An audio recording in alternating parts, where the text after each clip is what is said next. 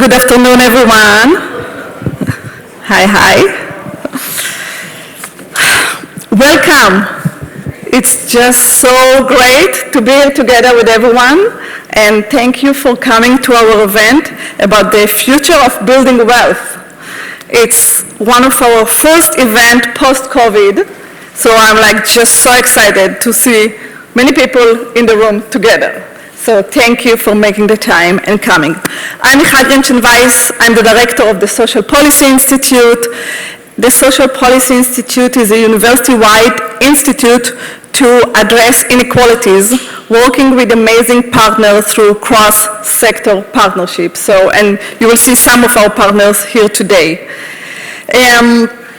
Today we have amazing speakers and phenomenal book. If you didn't get a copy of the book, make sure you are, because this event is inspired by this book, and all of you can get a free copy. And we have the editors here who can sign it even, and many of the contributors.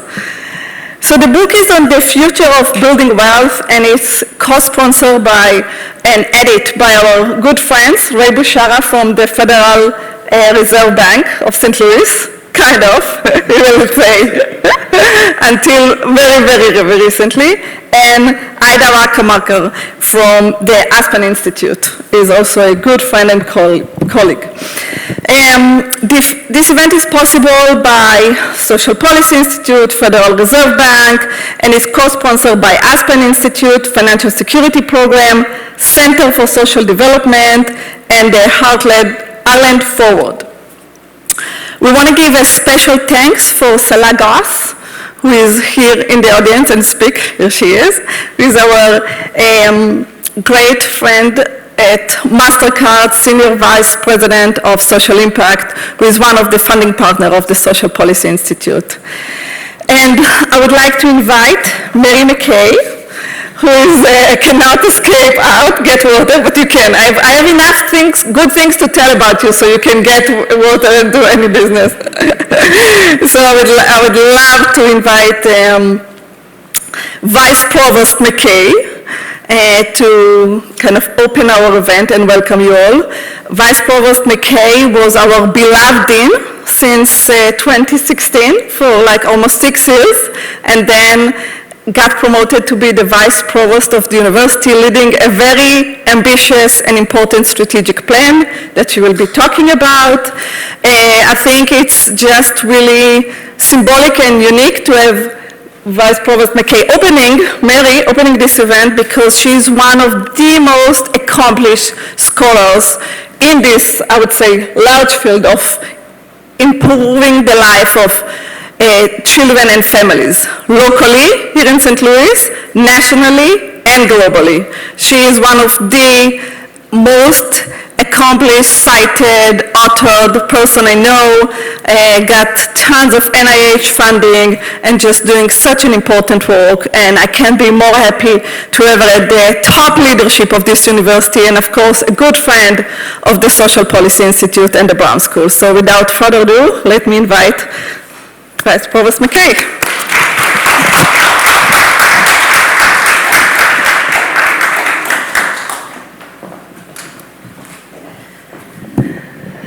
Thank you, McCall, for those kind words. I only needed a sip of water, not to drink that much, and so thank you. And it's my pleasure to open the event today. I'm grateful for the opportunity, and I want to welcome you to Washington University's campus. So before we begin, as we gather in this space, we at the Social Policy Institute and at the Brown School, Washington University, would like to take a moment to acknowledge that Hillman Hall occupies the ancestral, traditional, and contemporary lands of the Osage Nation, Missouri, Illinois Confederacy, and many other tribes who are the custodians of the land where we reside, occupy, and call home. In offering this land acknowledgement, we recognize their sovereignty was never ceded after unjust removal. We affirm and support tribal sovereignty, history, and experiences by elders past, present, and 7 generations to come through their continued connection to this land. We encourage you to do your own research on tribal removal, tribal sovereignty, and the history of the land you reside, and promote the inclusion of tribal history and the incorporation of contemporary thoughts and actions into your work. And I so appreciate just a moment to reflect on our land acknowledgement, and then we'll begin our program.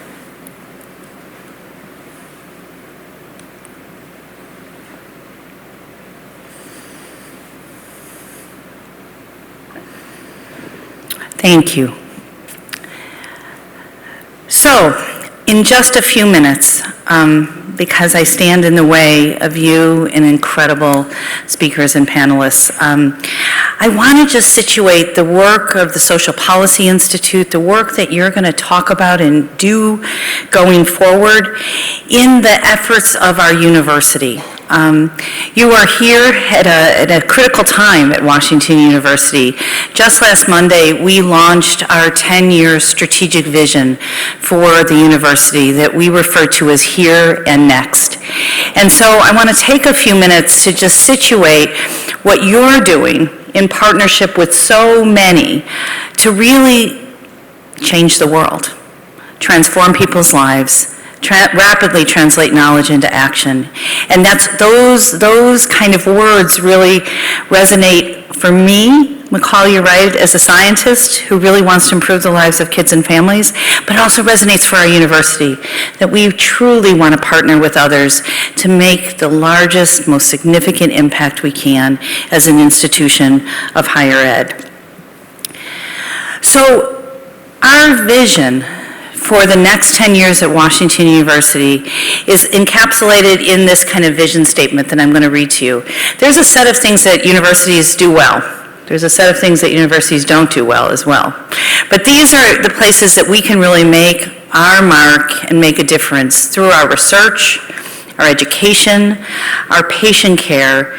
We intend to mobilize this Washington University community to establish our institution and St. Louis as a global hub for transformative solutions to the deepest societal challenges. So if you think about the accumulation of wealth, I think a lot about how do we assist families to leave experiences of poverty, achieve financial security. The work that you're going to do today fits into this mission very much in that you're not thinking small. You're thinking about a deep societal challenge and how we can come together to truly make a difference. And that's why, McCall, thank you for your leadership, your whole SPI team, because even before we had this mission statement, we had you and your team and the Brown School that really took very seriously our commitment to impact and in partnership with others. So I can't tell you about the 18-month planning process that went before this diagram, the 300 people that really worked on working groups, a couple thousand people that have weighed in, but at least I did what most academics have a hard time doing. I put the strategic plan on one page. So I'm not going to present to you a 100-page book, but at least I'll be able to tell you what are some of the core pillars of the university's strategic vision and how you could lean into those pillars as you think and plan future collaborations and future parts of your work. So there's 3 pillars within the university strategic plan. One pillar focuses on research, the second on people, and the third, our relationship to our neighbors in community. And so there's a set of evidence-based solutions that you're going to grapple with on this panel around how do you actually put them into practice. So that notion around research really driving new solutions is incredibly important to the strategic plan. There will be some parts of some content areas that we'll lean into over the next 10 years because we think we have the opportunity to make a big, big difference. I'll give you some examples. We have an outstanding medical school, so medical research will be one of the ways that we lean in. Public health. Did I tell you it's so nice to see you in person? Many of you I have not seen for years. And so what we've learned as a result of our shared experience of the pandemic, how we've been affected, how the pandemic has deepened inequalities, those are incredibly important. So public health will be one of the areas that we'll lean into, over the next 10 years at the university. Environmental health and justice, digital transformation, there's a lot of work to be done. And this is an inclusive of all the work that we'll do, but certainly the scholarship in those core areas will be important. We also very much want to center all of you. We want to center the people that are connected to Washington University, our students, our faculty, our staff, our community partners, our alums. Many of you touch the university in multiple ways. And so we'll stand up a number of supports and opportunities to really help Washington University be distinctive, to help people thrive. And then finally, I talked a little bit to our colleague from MasterCard. Thank you so much for your partnership. Universities historically don't partner well with their neighbors. They can be self-contained, they could be worried about the nation and not their local communities. And so from the moment that our Chancellor, Andrew Martin, arrived, he really prioritized how could we do a better job partnering with our neighbors so that we could collectively have more impact. And so there'll be a lot of work within this next 10 years around organizing first our inside so that we're easier to collaborate with, because academics are not so known for being so easy to collaborate with. And so to really think about the frameworks and the values and the methods that really can ease this collaboration and then facilitate impact. So if you want to know more about the strategic plan, it's up on the website. McCall will hand you a bookmark that has the site on it. And so I so appreciate you letting me talk just a few minutes about the contours of this strategic plan. My last two slides are meant to ground you in the set of guiding principles that really do guide the work of this here and next strategic planning and vision process. I can't go through them all, but know that as we think about what matters to us, community impact, and what you're trying to achieve here is really at the central focus. Also centering equity, eliminating disparities, creating an inclusive community where diverse perspectives are welcome, supported, and very much included. And what you learn here, my hope is that you influence the nation and also the globe.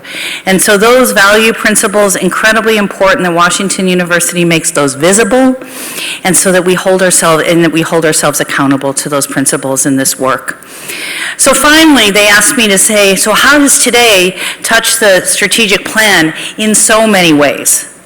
I could have put this slide together in so many ways that say SPI, your collaborative work, really is one driving force around community impact. Collaboration, you're the model. Many times academics are very proud of themselves if they collaborate with other academics. What's harder is to really bring people across roles, across sectors, across perspectives to the table and work together as effectively as some of you have in this room. So you're a model for the rich collaborative work that we'd like to do at the university.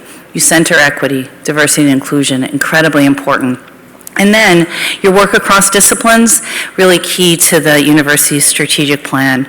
So with that, I want to thank you for being partners to SBI, partners to the university, committed to work that matters, that makes a difference. And I want to just thank, in particular, McCall for your leadership, and SPI, really, you matter, and I'm so glad that you're here with us today. So enjoy the work, and where's Ray?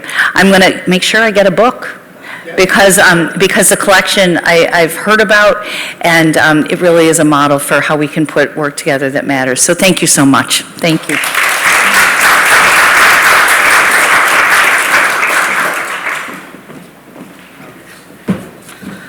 Thank you so much, Mary. Really, really appreciate it. Now, touch the screen. I don't know, maybe it's okay. Okay, now I'm very, very excited to introduce Daniel Davis. Daniel is the Vice President and Community Affairs Officer at the Federal Reserve. Daniel directs the St. Louis Fed community development efforts to promote economic resiliency and mobility in low and moderate income households and communities. So you can see perfectly how it's a perfect match to the event today. In addition to his role in the St. Louis Fed, one of the most exciting things about Daniel is that he's our alum, and that he received his degree from the Brown School, and that he teaches classes for us. So that's of the things that I'm very proud of, and developed many graduate level classes about policy and the importance of policy and community development. Daniel is passionate about using evidence to support practitioners and policymakers, and I'm, without further ado, let's everybody to say a few words. So thanks so much.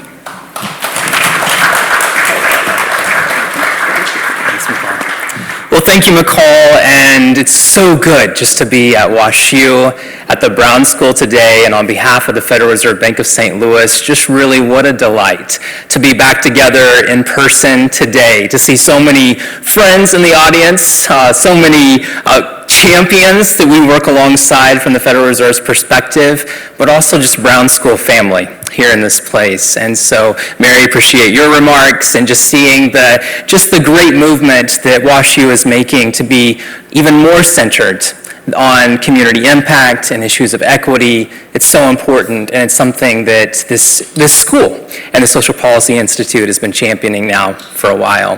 We're at the table today as the Federal Reserve because of this book, The Future of Building Wealth. And I remember when Ray Bashara came to me a couple of years ago and pitched this idea and started to talk about it, and we thought, do we really have the capacity to pull something like this off? It's so necessary, it's needed, good ideas, big ideas have to get out there, and we started to figure out how this might be a realistic possibility, and IDA, the Aspen Institute, was able to make this happen because we could partner together. And I know you and Ray's partnership and the Fed and the Aspen Institute's partnership goes back a long time, and these ideas have been simmering for some time amongst a group of you who are so passionate about building wealth. So it's great to be able to get this work in front of you today, to have a conversation, to explore the possibilities, to look at what the data and the research says, to understand what could be, what's happening and what could be, really. And so this book that's been pulled together, we encourage you to check it out, look through the pages, dog-ear them with the good ideas that are there, figure out some system as you dog-ear, because I guarantee as you start to go through, you'll start to dog-ear so many pages. But what I'm so proud of is that there's so much representation from St. Louis and WashU, from the Brown School even, right here in this book. And so there's a lot to be proud of here at this institution. I have the distinct pleasure to introduce Ray Bashara, who's going to be next up on the docket. And Ray is now a dear friend.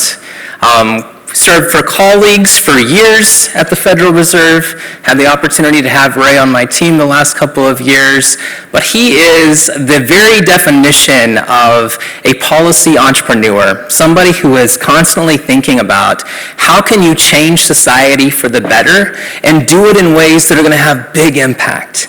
Ray brought that expertise to the St. Louis Fed and shared that with us for 11 and a half years.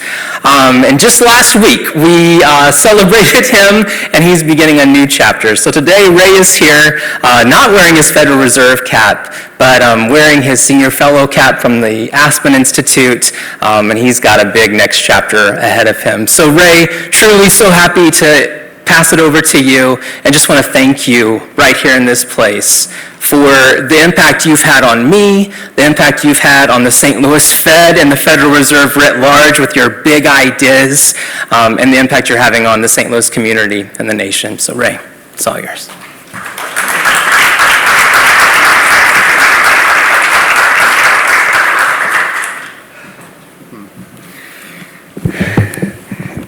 Thank you, Daniel. I could spend my entire 10 minutes thanking everybody here who's made this moment possible. Let me just say I was blessed and fortunate to do work I deeply care about at the Fed. I'll always be grateful for the platform. that I had and the opportunity to do work that I deeply care about there. Certainly, WashU, longtime partner, and McCall and great folks at SPI. Aspen goes without saying how much work we've done together. Heartland Ford, CSD, wonderful partners here today. It's really a pleasure and honor to see this group come together here. The book was when I first presented it to Daniel, he was like, well, can we really do this? Can we make this real?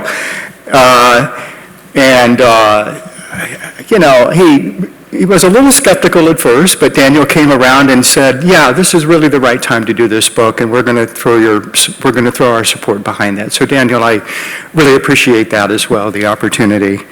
So very briefly, I'm going to give you 5 reasons why Ida and I pulled this book together, okay, very briefly, all right? First of all, simply, here we are, pandemic broke out, we're stuck at home. There was a little bit of money in the budget that wasn't going to get spent. And I thought, well, why not? Let's use our time well here while we're stuck at home and all these great authors are stuck at home. Let's see if we can pull together a book. I think my wife, Laura, who's upstairs, was eager to keep me busy and out of her way. Here she is, a public health professor at the beginning of a pandemic. I needed to have something to do. So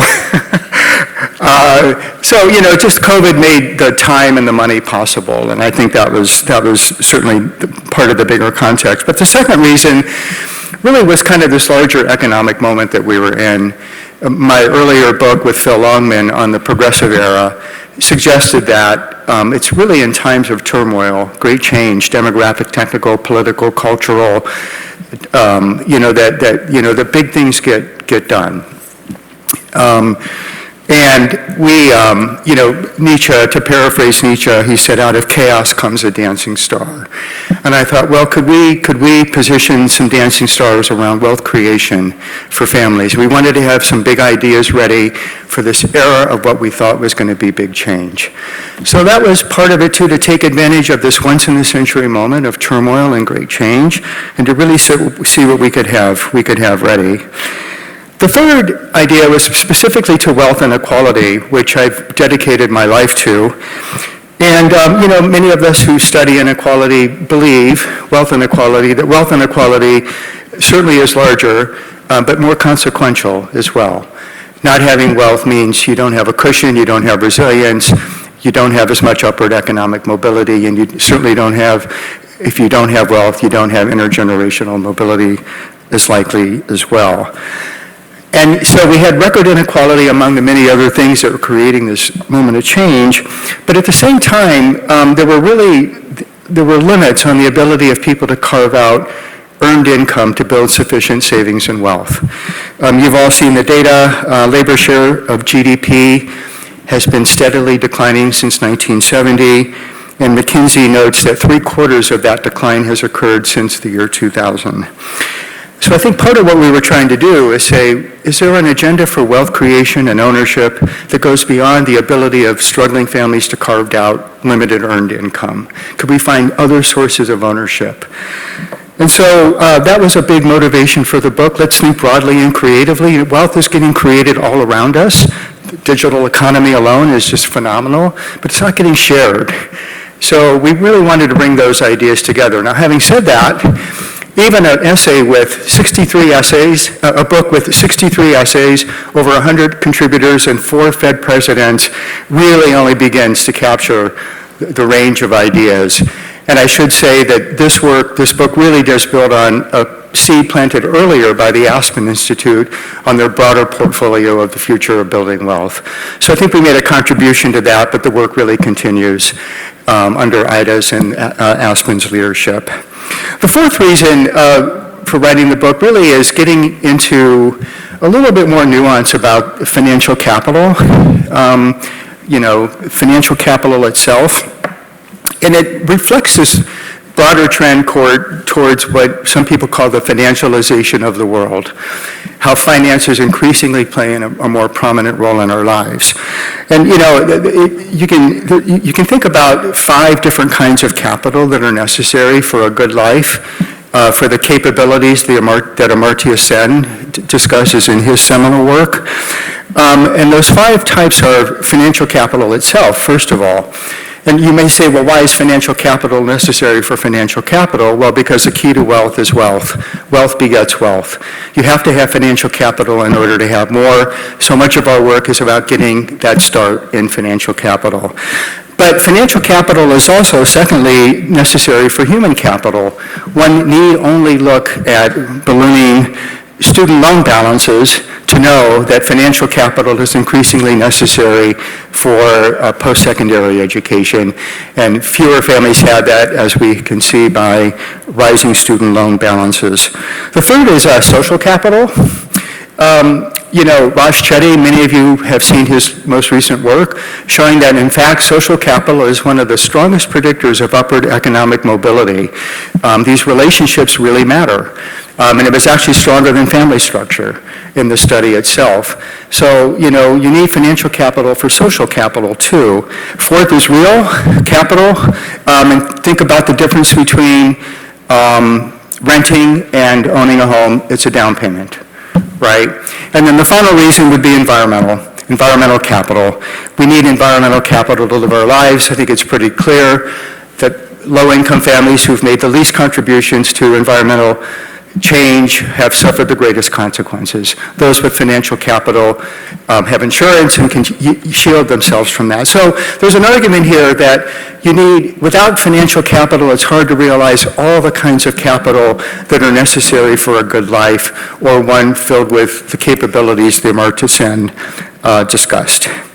And finally, 5th reason for writing the book, it's an excuse to bring us all together. As McCall said, and Dean and Vice Provost McKay, it's just great to be in a room together again. Just let me reiterate how also it's great to be in a room at WashU and their exciting plan, and the remarks that Vice Provost McKay discussed. This is a really exciting time to be a part of this institution. We're proud to be a part of it here. And with that, I'm going to wrap up these part of my remarks. And thank you very much for your time. And we'll pause, and then I'll introduce Anna. Thank you.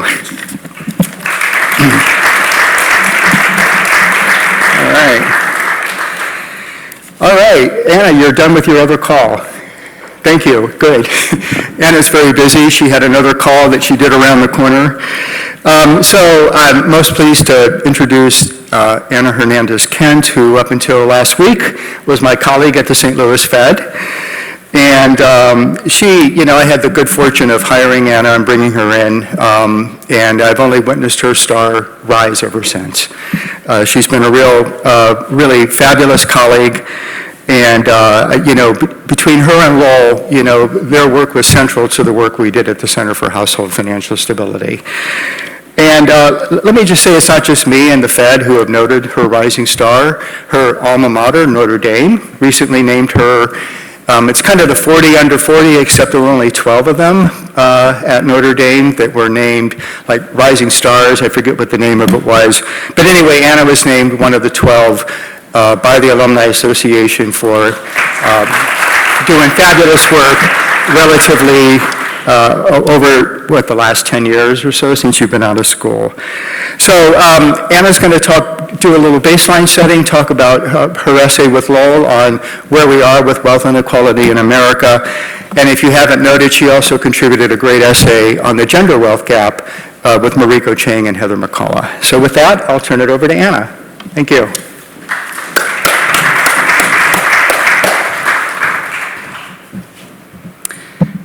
Thanks, Ray, and thanks to SPI for such a gorgeous venue. I wish the St. Louis Fed had something like this, but we can partner with you to use it, which is nice. And of course, thank you to Ray and Ida at Aspen for editing such an incredible book. So I'm just going to do some level setting. Where are we with demographic wealth inequality? Where were we before COVID? And where have we gotten to as of the most recent data in 2022. So Ray didn't have to say this anymore because he doesn't work for the Fed anymore, but I do. So these are my own views, not necessarily those of the Fed or Fed system. So first I'm just going to talk about overall wealth inequality.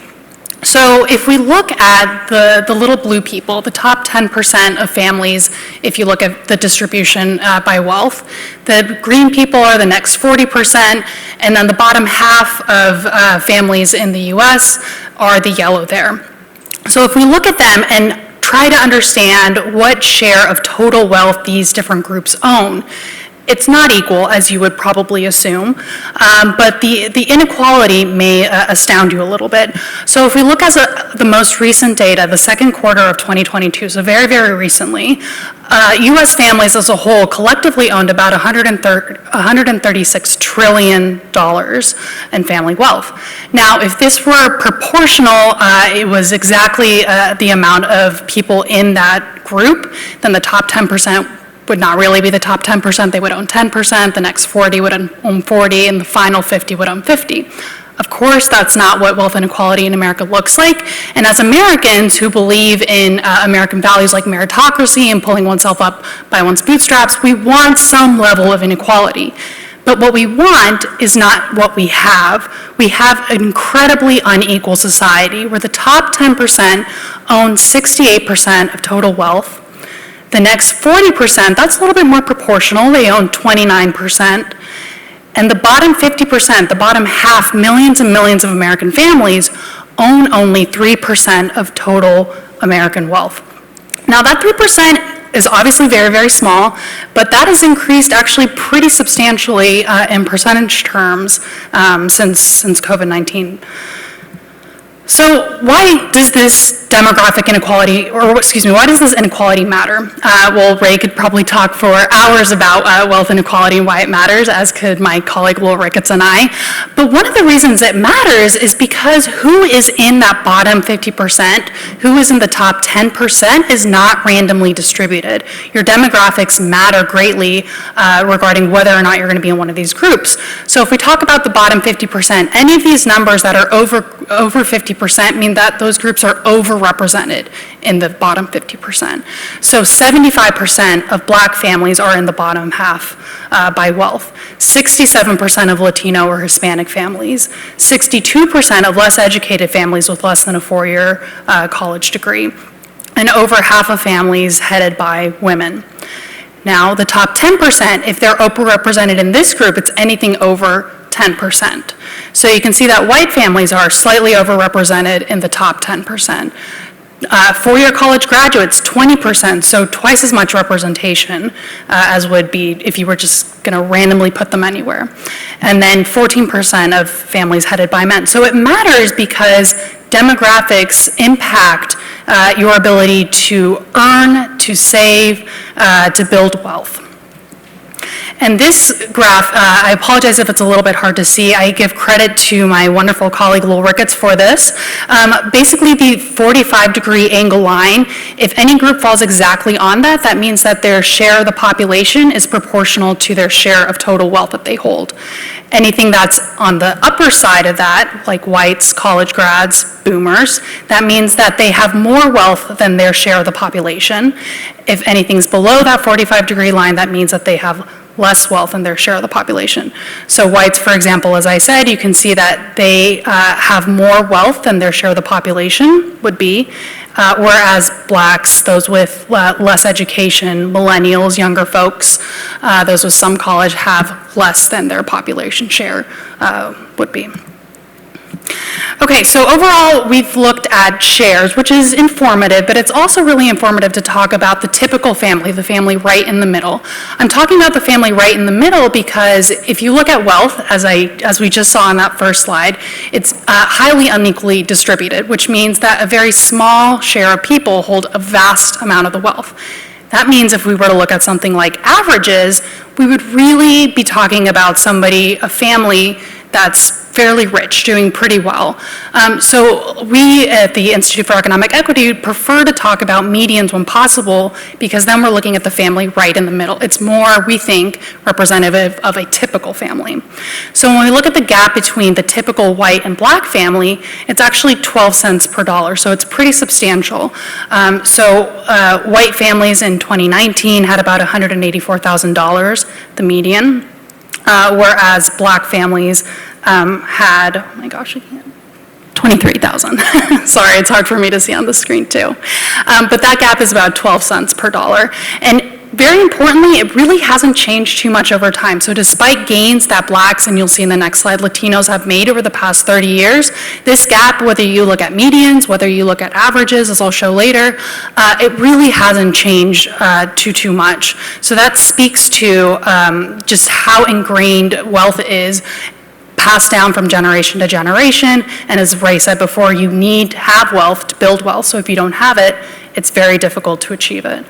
That being said, there is a positive to this story. So if you look between 2016 and 2019, black families, and you'll see next, Latino families actually had a pretty large jump in median wealth of 32%. So their wealth actually grew quite a bit between 2016 and 2019. For Latinos, the jump was even bigger, 60% growth. That is unbelievable, 60% growth between 2016 and 2019. For context, for white families, it was only 4% growth. Now, 4% of a much larger number is a large number versus, 60% of a small number is only a small gain in actual values and terms.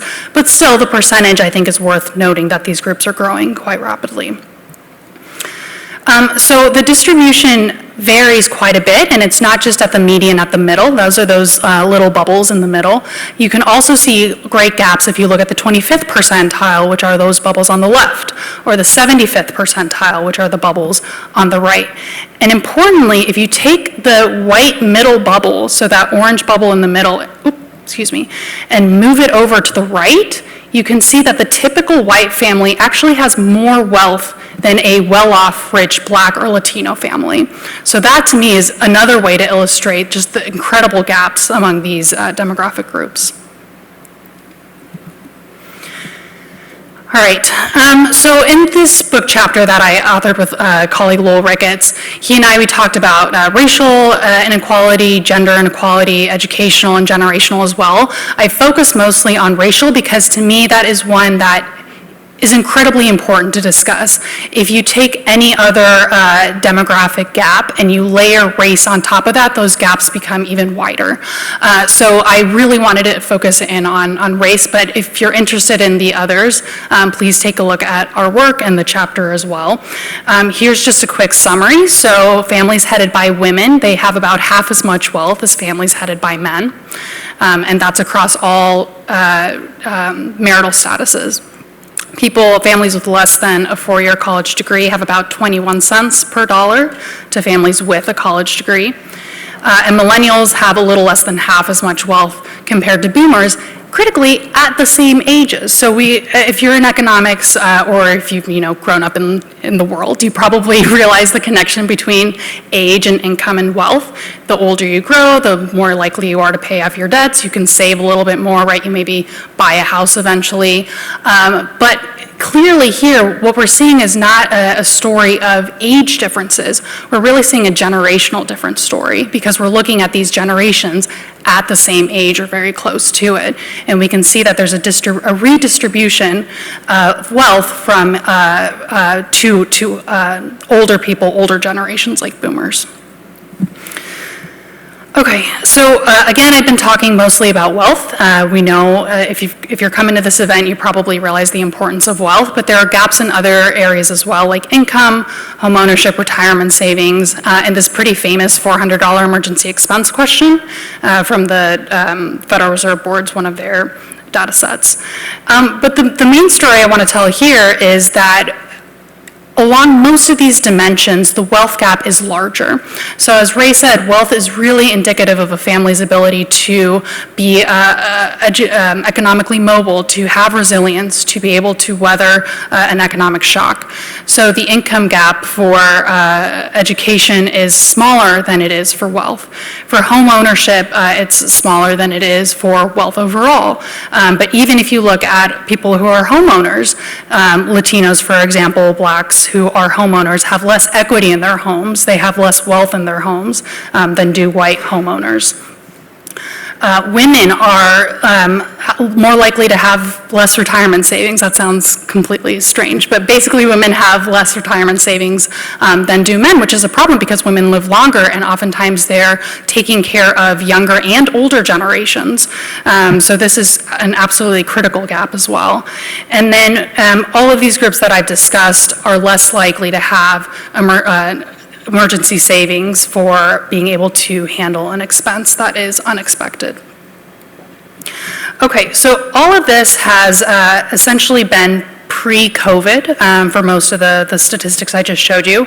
So many of you are probably wondering what's happened since COVID. When we wrote the book, we didn't have too much data that was really able to tell us that we had a little bit, but here I'll present to you some even more updated data so that you're able to see what's happened since COVID-19.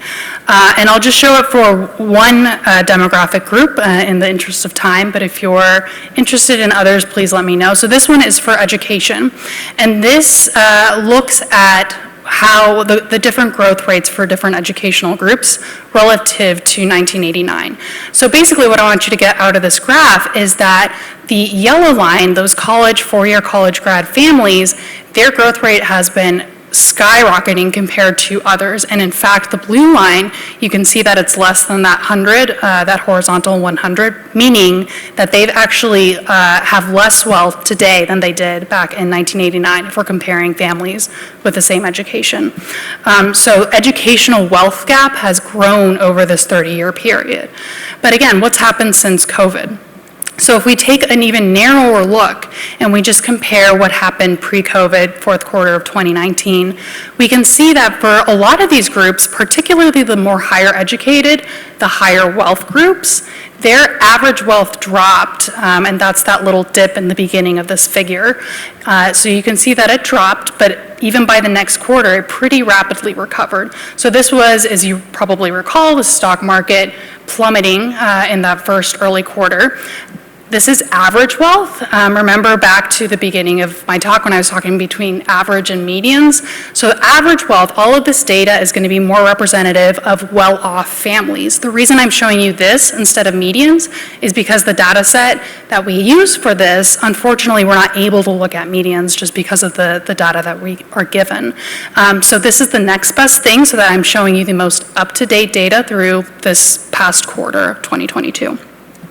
But essentially what you can see is that it continues to increase into the last 2 quarters, again, dropping off there. So most of the gains, say for the black line, I don't know if I can point on this, I don't think I can, but the black line, basically all of the gains that they got over the past 2 years have been eliminated, they're gone, and for many of the other groups as well. And that's because, again, stock market hasn't been doing too hot. Now, how is that going to impact the typical family, the family right in the middle? They're less likely to own stocks, whether that be directly or indirectly, so they may have been buffered a little bit. It's unclear, and we'll get more data later this following year.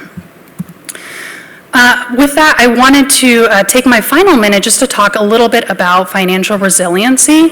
So these lower wealth, lower income groups that I've been talking about, Blacks and Hispanics, less educated groups, women, not women in this case, but those other groups, millennials, younger generations, they're actually more likely to say that they're better off now than they were 2 years ago. That doesn't negate the huge gaps that still remain for these groups. What it means is that relative, subjectively speaking, introspectively, looking at themselves today versus 2 years ago, they think that they're better off. And in large part, this points to the huge unprecedented amount of government aid that was given, right? The cash payments, the stimulus payments, the large increase in unemployment benefits that many were able to take advantage of. Now, Obviously, many of those things have gone away, and so the question is, how are these lower income, lower wealth families going to face the future? That is a question that I'm going to leave to the panel to answer. And with that, I think I've reached the end of my time, so I will turn it over to the panel and the next person. Thank you.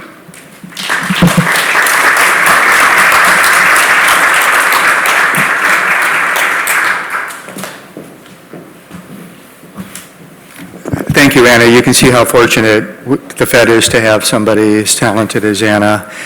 And again, she and Lowell have done a fabulous job documenting wealth inequality.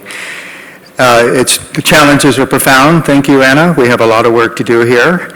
And with that, I'd like to call up the first panel, please.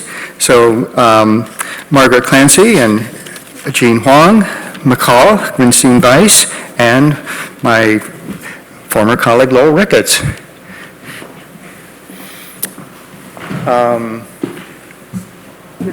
Let's see, Margaret, and then Jean, McCall, and Lowell would be great.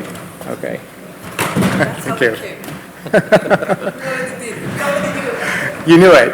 All right. All right. So the overall flow of the rest of the event is we're featuring 4 of the 63 essays here, and the second panel will feature some of the local applications of the work that we're going to be talking about here. So that's the idea. So we wanted to give an opportunity to these authors, St. Louis-based, to say a little bit about their contribution to the book. Okay?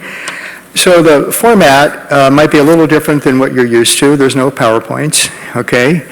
And I've asked them in sort of DC think tank style to do a 3-minute summary of their main idea. So I'm going to go down the line, starting with Margaret and working my way back here, and let them each introduce themselves and also say what's the main idea, what's their main contribution of their essay. And with that, I'm most pleased to turn over to Margaret Clancy at the Center for Social Development. Thank you, Ray. Hi, I'm Margaret Clancy, the Policy Director at the Center for Social Development here at the Brown School at Washington University. I also direct Seed for Oklahoma Kids, which is a policy design and research experiment conducted in partnership with the state of Oklahoma and the Oklahoma 529 College Savings Plan. CEDOK automatically opened what we call children's development accounts for state resident newborns in 2007, modeling deposits for all children with greater funds for those in disadvantaged communities. CEDOK researchers, led by Michael Sheridan and Jean Huang, my colleague here, have been following these children for 15 years and publishing the positive outcomes for children and their families. My boss and center director, Michael Sheridan, first proposed these accounts in his book, Assets in the Poor, published in 1991.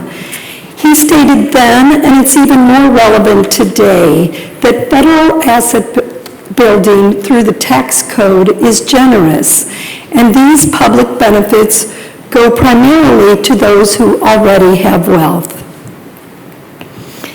Our goal in the United States is to build assets for everyone. This is the topic of Michael and my essay, Transforming 529 Plans, Grow Assets for Everyone, Grow the Country. With a financial structure and policy in place, community participation and family savings is encouraged. Today, millions of children have such assets in the United States, following the model that we set forth in CEDOK. Pennsylvania, Nebraska, California, and other states have recently legislated this policy, automatically depositing funds for children into their state's 529 plan.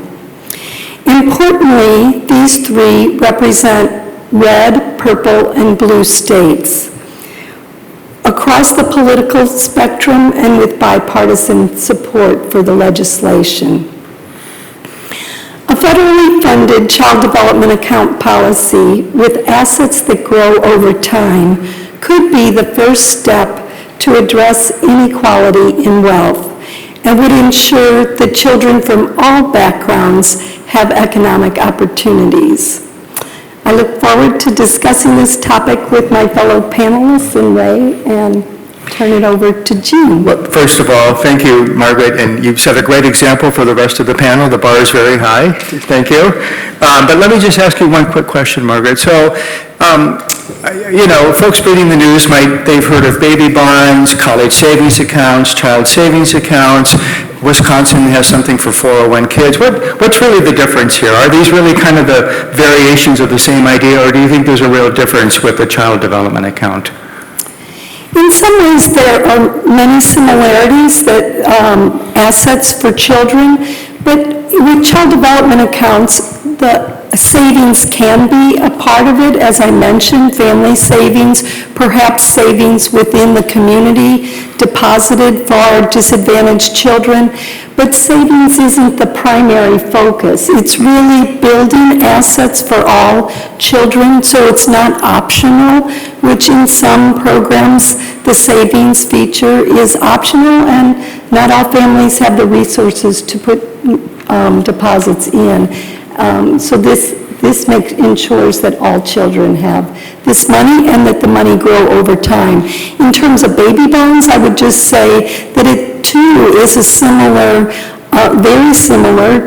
They talk in larger amounts than what we see today that the states that have started child development accounts, but that's just because of the large amounts of money that's available. And also we have an infrastructure through the state 529 college savings plans. States have implemented these, and then savings is optional. That's very helpful. Thank you, Margaret. And I do think these differences do matter, but I also think if we move toward a national policy, we're going to have one shot to sort of get this right and kind of leverage everything that's going on to something coherent. Thank you very much, Margaret. Jean, your turn. Thank you, Ray, and thank you, Margaret. Good afternoon, everyone. My name is Jing Huang. I'm a professor of social work at St. Louis University, and I'm also a research professor at Center for Social Development here. So it's a great opportunity to talk about our essay on financial capability here on behalf of our several co-authors, including Margaret Schroeder and also Jenny Jones. So in this essay, we kind of talk about three main points. The first one is that we try to define financial capability using a broader idea. So basically, we think financial capability, it's beyond financial management, financial behavior, financial knowledge, and financial skills. All of those are very important for us to build wealth. But at the same time, just like Ray and Ida talking about the future wealth building in the introduction chapter, it's very important we have a supportive policy, institutional, and also supportive environment. So we try to combine this idea into the concept of financial capability. We think we also need policy, financial inclusion, and also financial guidance for everyone to build the financial capability. So that's kind of the first idea we present in this essay. We try to have a broader idea of financial capability beyond management skills and knowledge. Now the second point in this essay, we try to define like what kind of opportunities we need to have in this financial capability concept. As I mentioned, we need financial inclusion, all kinds of financial services like credit card, mortgage, student loan, all of these kind of financial service, retirement savings account in the market. At the same time, we also need to have equal asset building policy. And beyond that, we also argue we need inclusive financial guidance services like financial education, financial coaching, financial counseling, all of these kind of equal inclusive financial guidance services for everybody, including low-income family, low-wealth family, and the disadvantaged populations. And actually, my co-authors like Lisa and also Margaret, we are working on a paper talking about different kinds of financial guidance models that can reach all low-income, low-wealth populations. So we think financial services, policy, financial guidance. They are all needed for us to build wealth for all individuals. Then we try to present our third point here is connecting future wealth building with the human service professions and social work professions. This is very important. Remember, Anna was talking about who is the bottom 50% of the population with low wealth, right? Who can build a connection with this population? Who has the trusted relationship with this population? We think the human service profession, they're very important to reach out, to understand their needs, to provide these basic financial guidance services for this population. So with that, we think the human service profession, especially social workers, they are a very critical workforce within this field to provide financial guidance services, to provide financial capability services for future wealth building. So those are the three main points in our essay. Thank you. Thank you, Gene. Super helpful. So institutions are key. They're key in this entire field. As Michael and others have noted, just like people behave, institutions behave. And can they behave in ways that build knowledge and skills and wealth? Gene, in your essay, you mentioned fintech, digital capabilities. There's potential for lower costs and greater scale. But I don't know, does it really have potential? Can it really be a game changer? Do you see more risks with that, or do you see more benefits with fintech strategies? Thank you, Ray. I think that's a very important question. We see a lot of development in fintech. We also see the great potential of fintech to reach the low income and low wealth population to provide inclusive services for them. But I think your question points to a very important perspective is that when we think about all of this advantage technology, internet-based technology, we also need to have a perspective of technology for equity.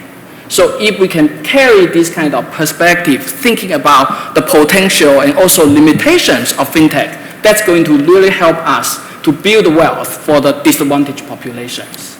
Thank you. Very helpful. McCall, stage is yours again. Hi, everyone. I will skip the introduction, given I was introducing myself at the very beginning. Thank you, everyone, again, for being here. And let me remind you again that everyone who's staying to the end is getting a book and can be signed by our editors. So my chapter, 3 minutes, right? So we are here today talking about the future of building wealth and what are the opportunities and what are the infrastructure and how can we accomplish this and how we can do that. And in our chapter, we are talking about kind of our long-standing research that we've done at the Social Policy Institute with my many team members and with the leadership of Stephen Roll on the important timing of tax timing. Tax time in the US is one of critical moment. We used to refer to it as the golden moment. People stop what they're doing and thinking about their finance. The people who are kind of like our early thinker doing it at the beginning of January, and many people are postponing it to the end of April if you like to procrastinate. But everyone, the vast majority of the population is just stopping what they're doing and focusing on filing their taxes. And there is the feeling like, 80% of this population are going to get a refund, and there is like some time to also think what I want to do with my refund. And that's why we think it's a golden moment to intervention, because we stop, we think about our finance. We know there is significant money that you're going to get back and opportunity to either save it, to spend it, to pay debt. For low-income people, it's a really important moment. Usually, it's the largest payment they will receive at any time in the year. We often say that it's like the extra months of income. It's like these 13 months of pay. It's equal. Our research has showed that it's equal to an additional months of pay or additional almost 1.5 months of what low-income people are paying for the rent or for housing situation. So it's a really significant amount of money, and so it's a critical moment. we have done a lot of research by partnering, again, going back to this one thing that we believe in the Social Policy Institute is that impact can done when you do cross-sector partnerships. So one of our early partners from the industry were into it, and we partnered with them to test with millions of households this idea that if we help intervene in the right moment when low-income people file their taxes, that we can show and demonstrate that we can encourage them to save, that to deposit extra money into a saving account, that we get more people to save, and we are being able to create this evidence. So in summary, our chapter is kind of referring to the tax time as the golden moment, thinking about other policies that can be, deliver a tax time and how we can use and leverage the tax time moment to a moment that we're generating more wealth for everyone, but especially for vulnerable population in the U.S. Fabulous. Thank you, McCall. In your essay, I was really struck by this idea that you can work on 3 balance sheet items all at the tax moment: short-term savings, long-term savings and wealth, and debt reduction. That's pretty amazing, that you can do all 3 of those at one time. Now, I wanted to ask you one question. It's fairly clear, as Margaret points out in her essay, that there's $700-800 billion in tax subsidies for non-poor people to build wealth, very regressive as well. But we don't subsidize emergency savings in the tax code, but you're arguing that we should. So why should policymakers subsidize emergency savings for lower income people when we don't have a precedent for doing it for anybody else? So I think COVID has shown you is I think this the best experiment showing you case study that you really need to subsidize emergency saving, and if you don't have that, that kind of will hurt the most vulnerable population. And there are actually ideas and that have been tested on even how to do it, like the rainy day, EATC, when we're saying, okay, at tax time, what if we say that 20% of our saving will, 20% of the refund will defer it to saving, and 6 months later, if it's still there will be a 50% match.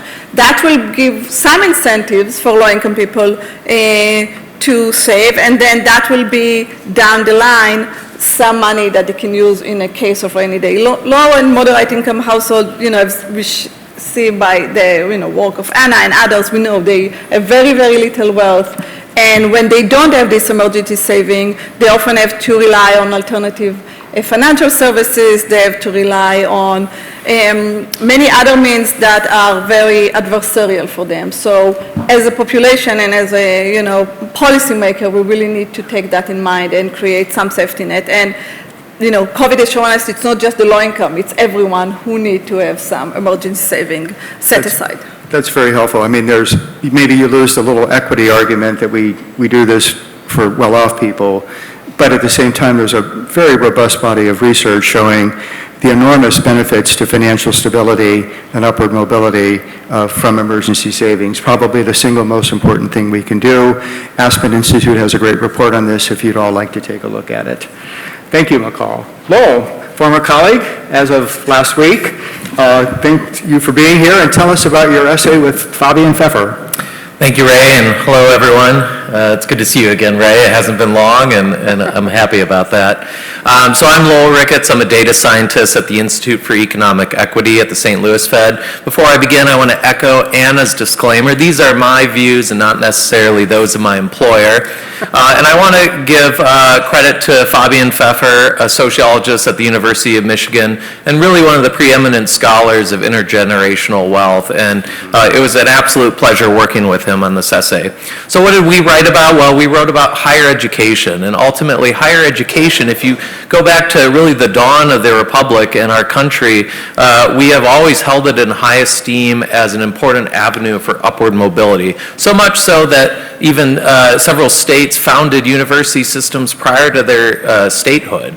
So we have really emphasized this over our history, and for a long time we were a leader in economic or expansion of educational opportunities for Americans. But in the past half decade, we've really lost that leadership opportunity in the expansion of educational access and also the promise of an affordable education. We've seen the proposition shift from a largely public investment in higher education to a debt finance proposition for many students. And the result is not only the large stockpile of student debt that continues to garner headlines, but a siphoning of family wealth that is often unseen. If you look at the College Board results, the large extent of higher education tuition is paid for by family wealth. And in the spirit of opportunity costs and economics, that comes at the cost of other uses of those funds, such as home ownership or starting a family.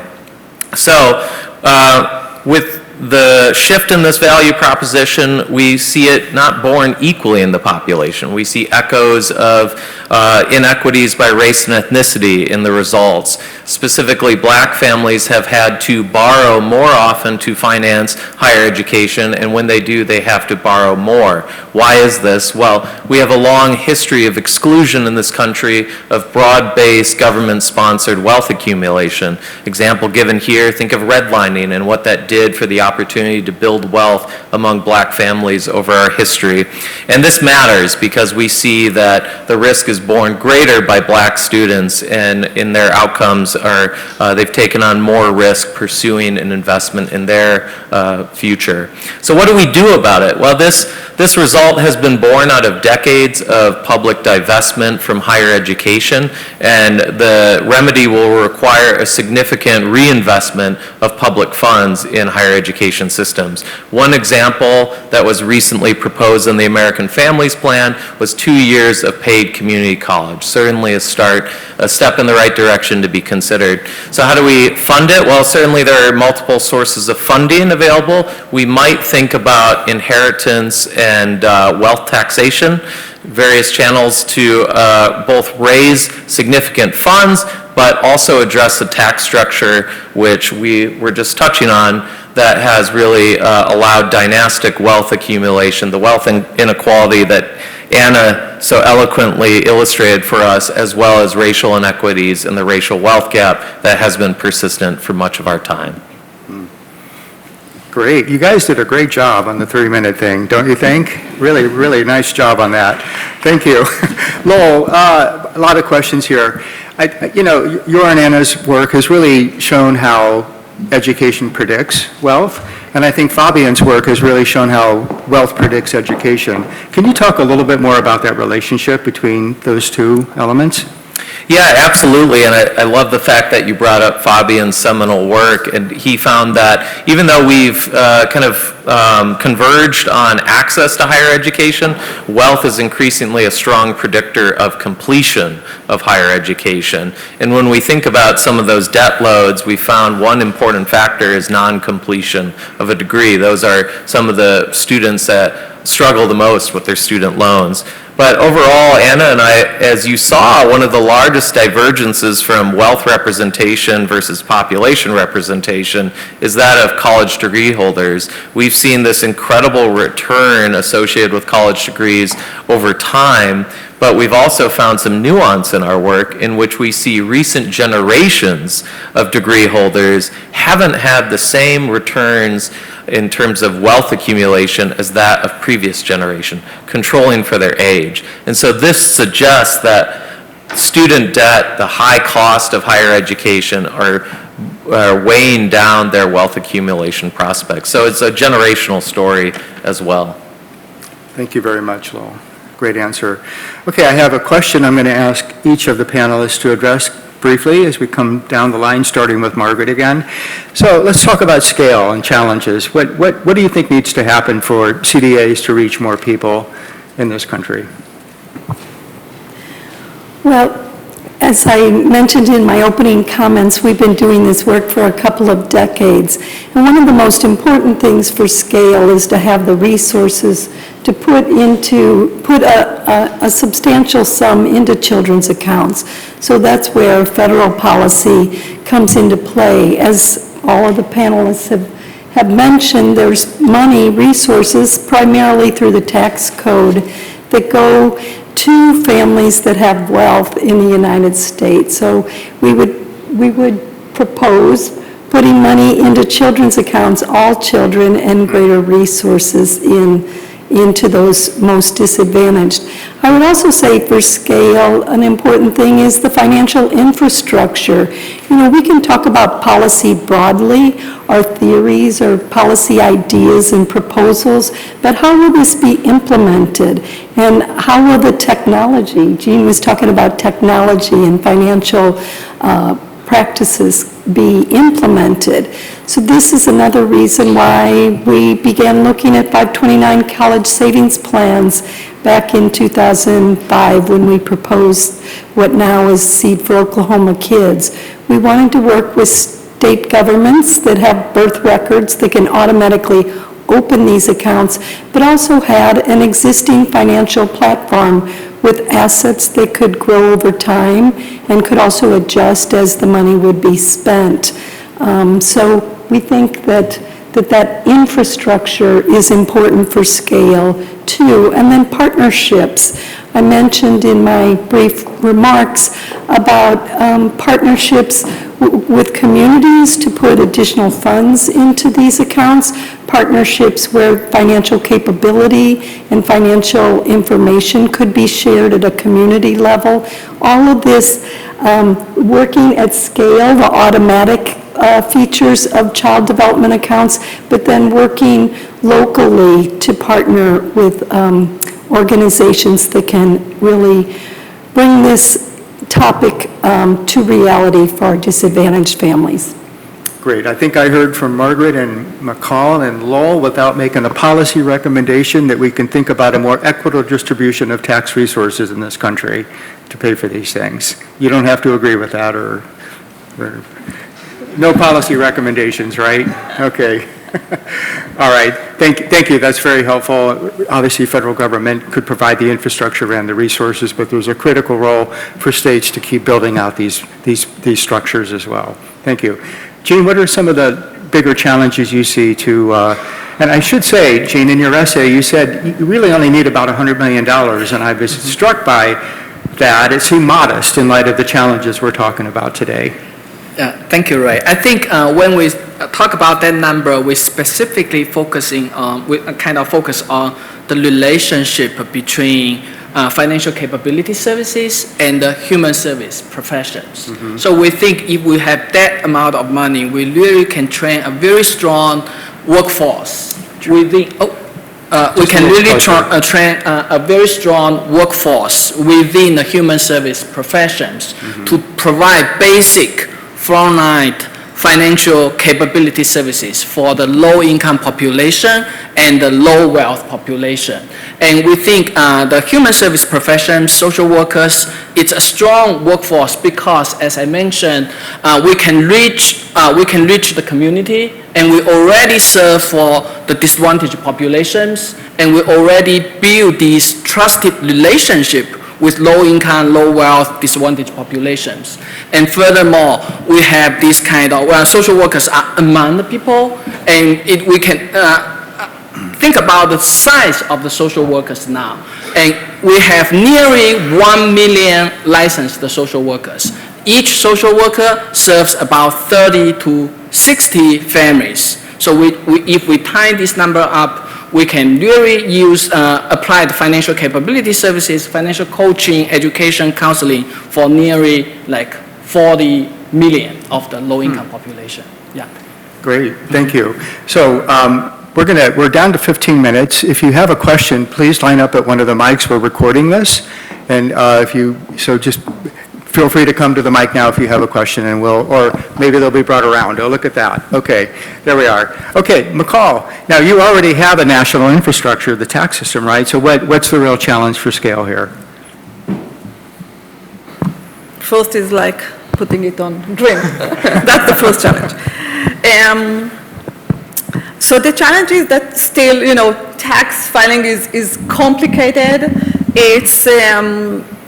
It's not automatic, it's not simple, it needs help. So I think the first recommendation is making the whole process a lot more simpler and a lot more automatic. We know that saving usually happen when it's like automatically, when you don't think about it. Many of us here in this room are saving for the retirement account, not because we wake up every day and saying, okay, how much money do I put, but rather that we are working in an employer-type organization that do it for us, that it's either mandatory or it's like you set it up at the beginning of the employment. And so it should be simple, automatic, and free. We should not pay for it.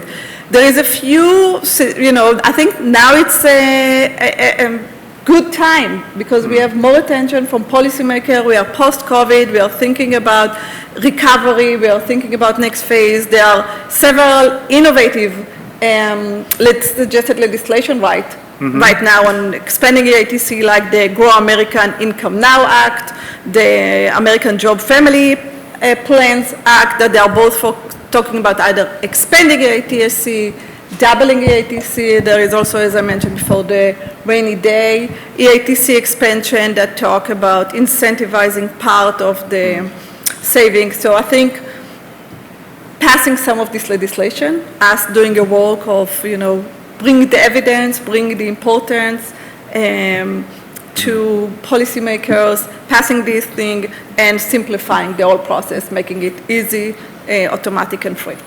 Thank you. And your and Stephen's evidence should go a long way in making that policy happen. Thank you.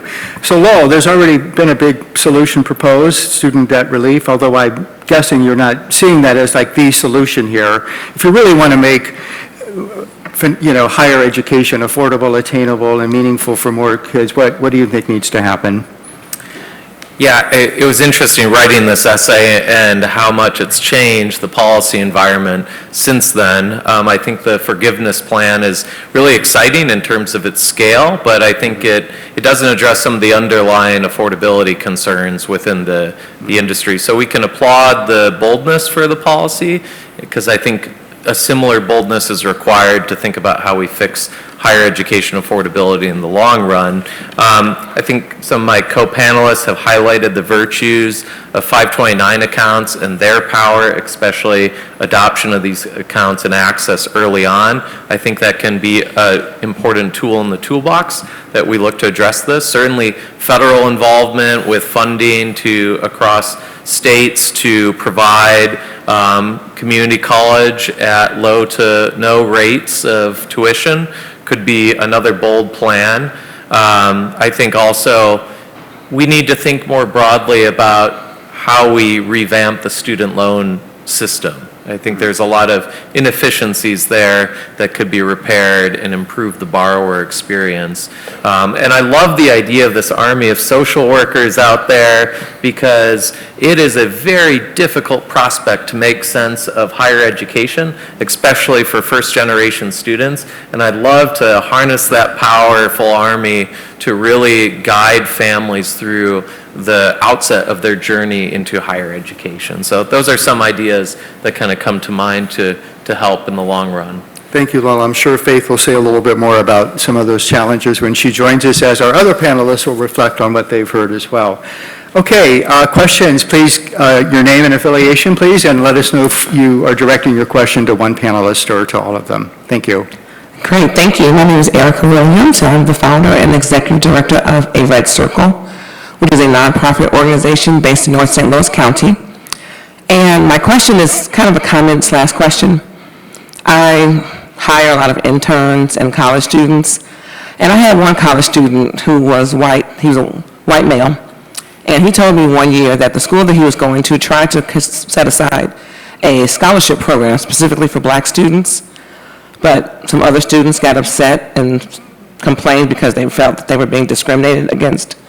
And so then he was able to benefit from that scholarship that they tried to set up for black students. So my question is, some of your things that you're proposing, CDA accounts, things of that nature, how do you overcome the fact that if you really set them up for the people who need them, there will be other people who will complain that they're being left out, but at the same time they kind of need to be left out because of how the system was set up? Please, Margaret. Thank you for that question. That's one of the reasons that we talk about the universal nature of child development accounts, that these accounts accounts in the policy wouldn't be earmarked for a particular group. And sometimes our social policy, there's stigmas associated with participation in certain programs. So the concept is universal, are child development accounts for all kids at birth. See, that's kind of my question. If we're talking about closing the gap, how do you do it for all kids when it really needs to be for this set of kids? Sure. Oh, I'm sorry if I misunderstood, but then with greater deposits for financially vulnerable and disadvantaged children.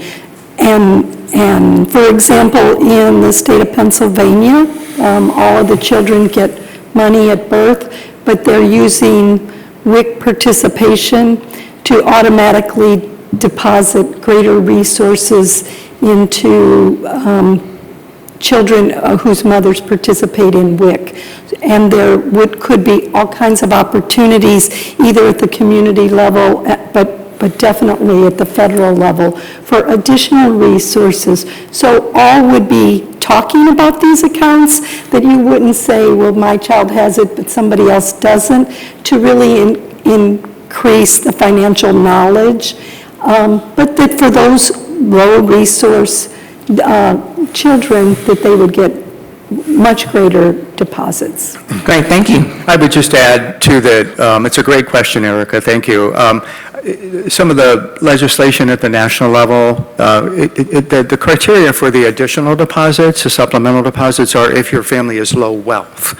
And that disproportionately affects less educated people, younger families, people of color, women. So I think that seems to be about the right way to think about it. So it's... Thank you. Hope that's helpful. Thank you. Any more questions? Oh, come on, guys. Not so quiet. Okay, well, I will give a final question here. Maybe not final, but just give me a couple of thoughts on how you think your ideas could work together. You presented your essays, but really, families' lives are not lived in silos, and could we think about some of these ideas working together? Lowell, do you want to start with that one? Yeah, absolutely. I think this is a great panel in the sense that there's synergies I see in all three of these wonderful essays. I think the child development accounts in any form can be powerful ways to prepare for the future, whether it be higher education specifically or many other important milestones that have come under increasing strain with higher education costs. I love tax time savings. It is such a pivotal moment, and I think it can be a powerful avenue for not only investing in the future, but keeping families financially stable, which is an important precursor to completing higher ed. It is not easy to spend 2 years, 4 years devoting your time and energy to learning, and family stability is critical for that. And then, as I said, I love the army of social workers. I don't know if that's the right term for it, but it just is very maybe not a military term. Yeah, maybe not a military, but yeah, the group of social workers going out there, it's so powerful at the right interventions, whether it be enrolling in higher education or navigating repayment. Yeah, I just love the ideas at the table here. Sure. McCall, who would you like to work with on this panel? I have bias for children's saving accounts, so I think, but for all the ideas. I think the idea is that we all have to work together because there is a lot to be done, and we need to be innovative, and we need to tackle it from many directions. There is, again, I will just go back to some of the statistics that we started this event, and it's not one single solution that can fix it all. We all work together, and we need to do a little bit with the children's saving account to help the next generation of children, and we need to do some by creating, short-term saving and long-term saving tax time, and we need to do some with the social worker, and we need to do some with the debt. It's just to close the wealth gap. It's not one solution. It's all of us working together, and it's not also just one sector. It's not just the Fed or just the corporation or just the government. It's everyone working together. It's this cross-sector, it's this evidence coming from researchers at the university and students who are being taught to become a policy advocate, and partnership like corporation and Federal Reserve and Aspen Institute and community members listening what their needs are. So I feel like it's not one solution and not one partner. It's all of us now need to come together to really make a change. And I do think the tax time moment cuts across. You can do student loan reduction or IBRs. You certainly can do financial capability, and maybe one day we'll open up child development accounts on a tax return if we can figure out that technology. Great, thank you. Gene, who would you like to work with here? Yes, I agree with Laura and Mikhail that we can all work together on different policies and different ideas. And here, I think I especially like the kind of framework Laura provided in the essay, talking about debt or wealth or public defined college finance model. Mm-hmm. And here, I think definitely CDAs can provide a great model thinking about like asset building, wealth building, and public funded college model. So I think definitely those are two kind of similar ideas we can work together. And for all the ideas here, I would like to go back to the original financial capability concept I mentioned, that I think we all need these kind of opportunities, including inclusive financial services in the market, and also equal social policy and inclusive financial guidance. So here we can see tax funding and also CDA, their policy ideas. And when we work with social workers, we have inclusive financial guidance. Yeah. Thank you, Gene. And I just want to highlight another essay that Gene contributed to on inclusive finance. They call it clean finance. Like we have clean water, we need clean finance. And I would just note, too, that financial inclusion is really the sine qua non to getting the financial capital that's necessary for the other types of capital that I talked about. So without financial inclusion, you don't really get a lot of this other work that we're talking about here today. So I hope you have a chance to read that essay as well. So, okay, Margaret. Thank you. I'll just echo, I don't want to have to echo what everyone else has said, but I do agree that the synergies are important. And in fact, it's the account or the asset itself that can be the conduit for all of the other pieces here. When we did in-depth interviews for Seed for Oklahoma Kids many years ago, one of the mothers said that all she received was bills. She really didn't have assets. And so that this money set aside, she said, almost taught her about savings. So when we think about financial capabilities, if you have some money set aside, then that you can build on that account through financial capabilities related to this account. Then also tax time, I'm reminded that one thing is it's important to have a deadline for any activity that we do in life to remind us, and certainly the automatic features is what we want to encourage about savings, but not everybody can sign up to automatically put money in. So tax time is, as McCall says, a time where some families have additional resources, and some families, especially in low-income communities, are working with community organizers and sometimes social workers in nonprofits to prepare their taxes. So there's lots of different opportunities for synergy, and working together is important. Thank you. I'm excited about getting McCall and Stephen to write a paper connecting the child tax credit to child development accounts. Stay tuned. Okay, very quick question, because I think we're right at time, but please. Thank you so much. Hey, friends. My name is Keisha Mabry Haymore. I represent the ecosystem supporting Black and Latinx entrepreneurs and women entrepreneurs. My question is, with financial inclusion, there's definitely financial education and knowledge. Do you have any ideas or examples for how you get the word out there? Oftentimes with these conversations, it feels like the people who need to be here aren't here, and the panels don't reflect the people who really need to hear it. So just wonder if you had any examples or any creative ways that you want to get this information to the masses. So I think we have a lot of resources online or in person in terms of financial education.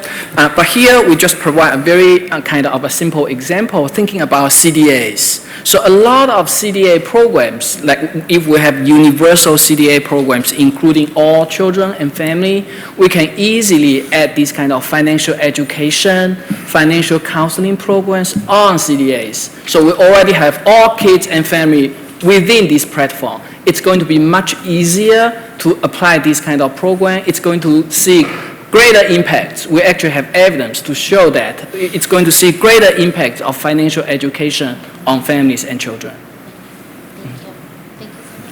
Thank you. We are on time. Thank you so much to the panel, and please join me in thanking them for their great contributions. And thank you, Ray, for doing excellent job moderating us. We do have a 15-minute break, and at that point, I'm pleased to turn it over to my friend and colleague, Ida, who will MC the rest of the event. Thank you all. Enjoy the break. And enjoy there is a lot of coffee, snacks, cookies.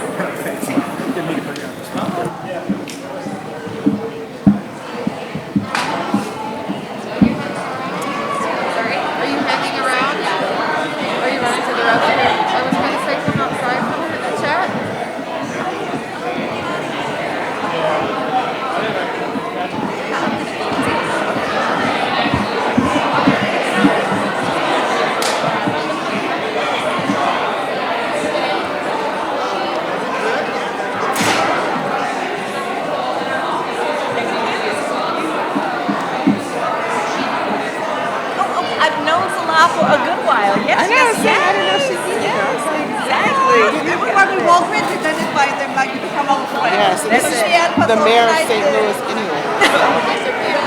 all roads lead to Wendy with St. Louis. Especially in solidarity stuff. I'm like, all roads lead to Wendy. Oh. Absolutely. Thank you for inviting me. To you about the interaction. Oh, and thank you. I looked into some of the articles that is discussing. I was able to say, when you do see her, I'm so sorry I missed it. I didn't get a chance to meet her in person. Wonderful. She's amazing. To the PJ's Foundation, she wanted to know stories of great people together. Yes, so she had an amazing... We don't have to, but let's keep going. Yes. I think it's... Time to take us now. Things happen. Yes.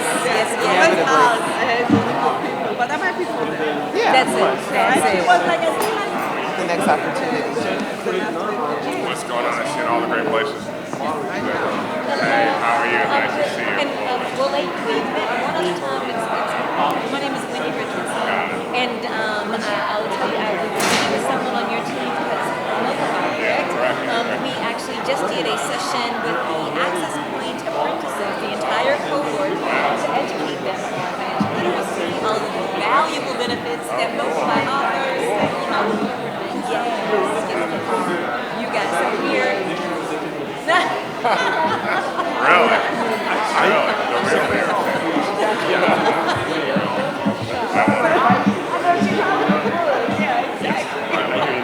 I would say, like, that's what we lose by doing a subsample. What we lose is we don't know the difference in statistically significant. I'm okay with that. Let's just do the subsamples. And so I think we're just like, there's a lot of like, this is going to be a long, we just kind of get the first draft out to them. Right. So let's not get too into that. Okay. I think it's a little bit more straightforward because it's...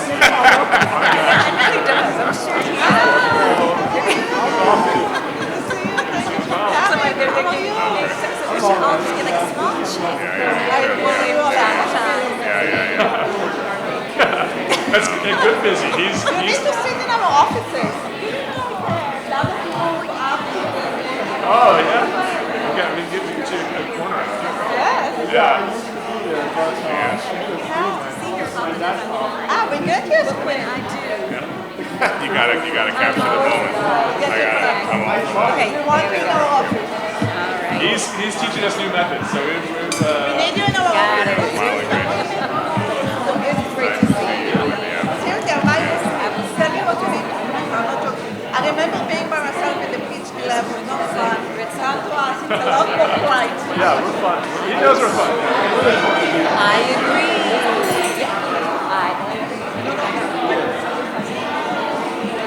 Yes.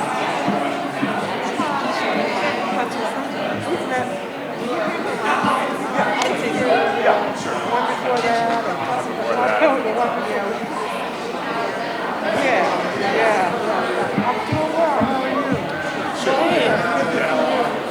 attention. I know you're busy moving all over the place. Oh, not from the last week. Okay. Early. Best teacher ever. Okay, do you know when the dinner's right after this? Like 7.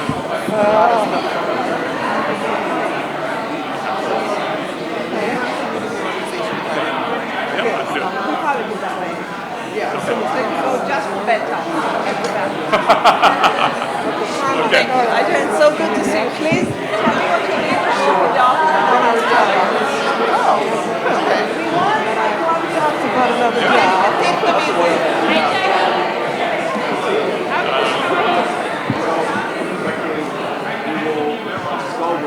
Yeah, just I used to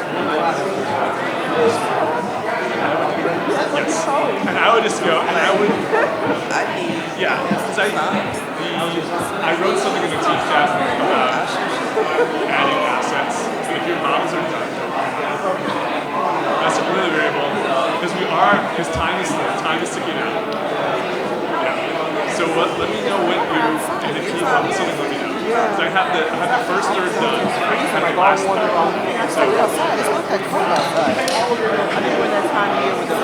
yes. If you get it by like Thursday night or Friday morning, then I can review, send to Steven, he reviews, comes back to me, I finish everything, and I send it to him.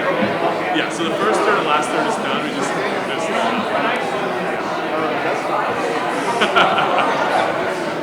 Thank you, Hazu. Appreciate it. Yeah, let us know what you need. Everything else going okay? Yeah.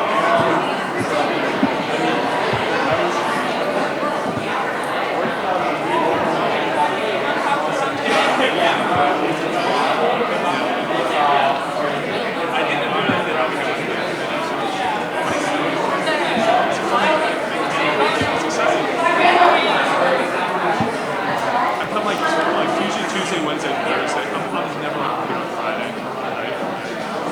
Right? I would be working. But yeah, Monday's like sometimes I can do some other meetings where I just come there. Tuesday, Wednesday, Thursday. St. Louis Regional Financial Empowerment Collaborative was I was just trying to connect to see how that's the part how to be able to get involved when you might be able to get involved with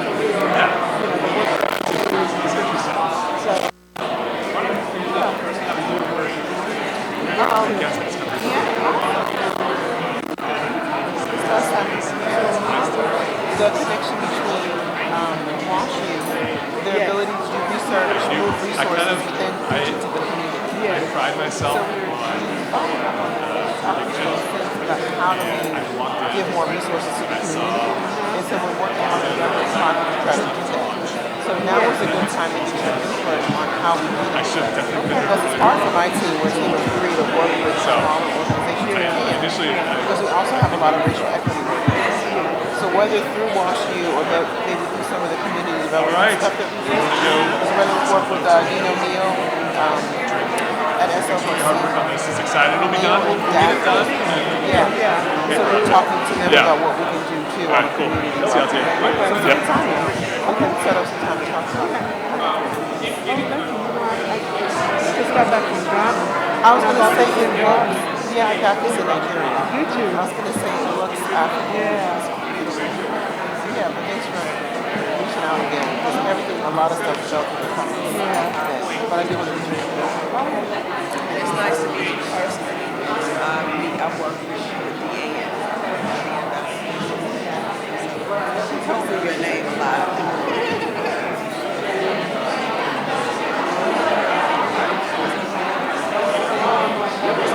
I'm sorry. We'll go get some tea because I don't drink tea.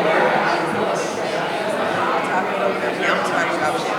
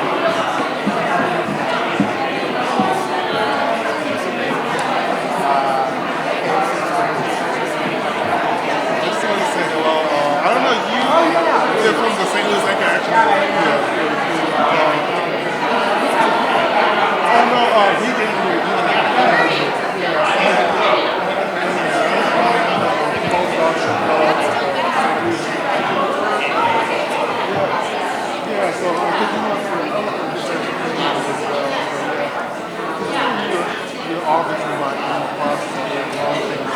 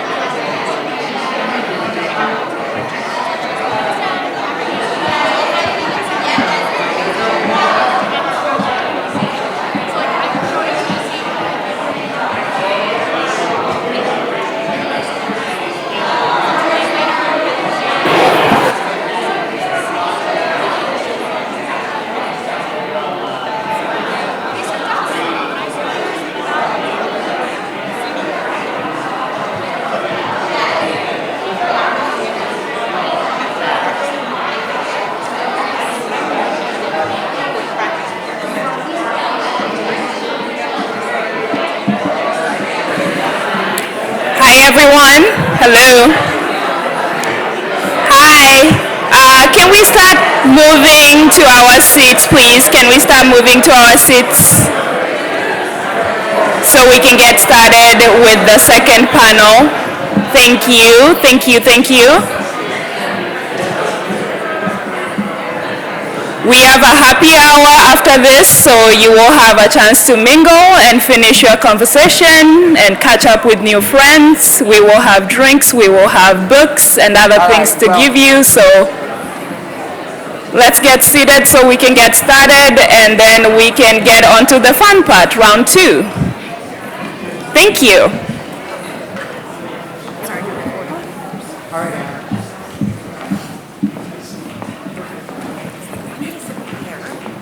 Yeah, if you don't mind, so we can, everybody scooch in one.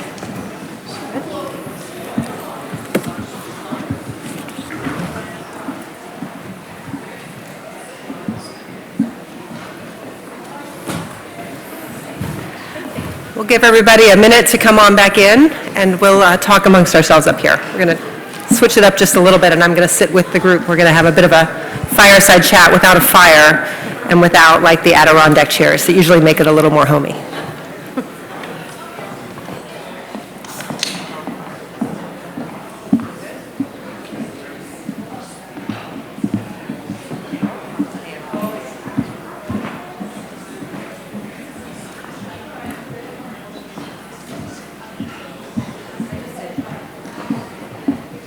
I just did. Okay, I think we are ready to go.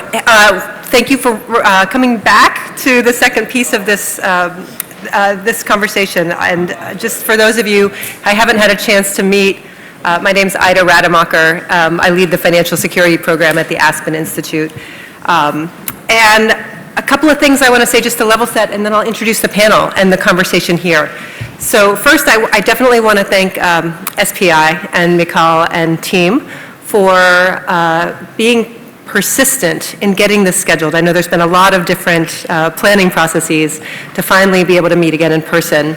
The kind of conversations that Ray and I hoped for when we imagined the book are happening right here today, and hopefully will spur additional conversations, additional kinds of research, and additional ambition about this topic among students, among the community, among the different institutions that are here today. So it's just wonderful to collaborate again with SPI.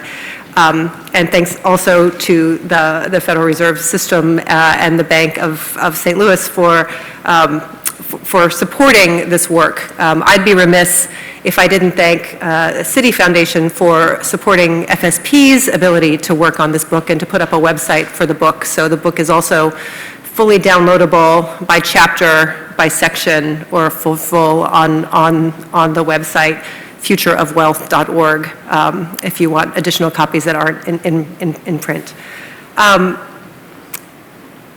I also just wanted to say it's exciting that we actually started with the strategic vision for the university, because I think that this, strategic vision, a plan that has an evidence base, that fuels a focus on solutions that have transformational impact on society's biggest challenges. I start to sound like I'm talking about explaining the Aspen Institute, so I'm really happy to think about institutional alignment. Ray often has said, and I often remember to quote him and say that when individuals, that institutions do behave for many of the individuals sitting here in this room, but that low-wealth individuals often have to behave for institutions.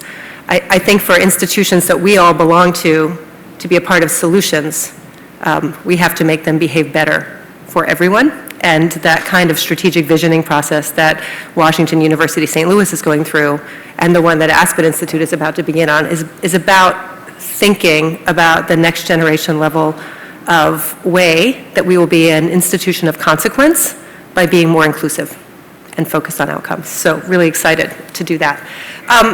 So thank you for letting me get those pieces out of the way. I want to turn to this session and say that the panel is really taking the ideas in the book and grounding that in what's true on the ground, what's true in places, specifically St. Louis, although we have a couple of folks that are also thinking regionally and thinking nationally about the work in place. Because while we want to spur ideas, the place part of this matters, and we'll get into how we talk about that. I think that the intersection of ideas and implementation is where this panel goes. It's also a little bit of the different strengths of where Aspen and the Federal Reserve decided to partner on this, because Aspen is the Ideas Festival. We have a lot of these big pieces. It needs to be grounded in the research and the data, which the Fed really has been brought to bear. But at the end of the day, all of that is supposed to catalyze leadership, and then it's also our responsibility to equip those leaders with the knowledge and the networks to make things happen. And we're never going to have a real scale conversation unless the grand ideas are actually implementable with a lot of integrity and reaching families, and that's where this panel is. So let me introduce the panel and get into the conversation. At the very far end here is Lisa Potts, who's the St. Louis Regional Financial Empowerment Coalition Program Manager. Thank you, Lisa. It's been I think we probably met first a decade ago, at least. It's great to see you. Next to Lisa is Faith Sandler, who's at the Scholarship Foundation of St. Louis.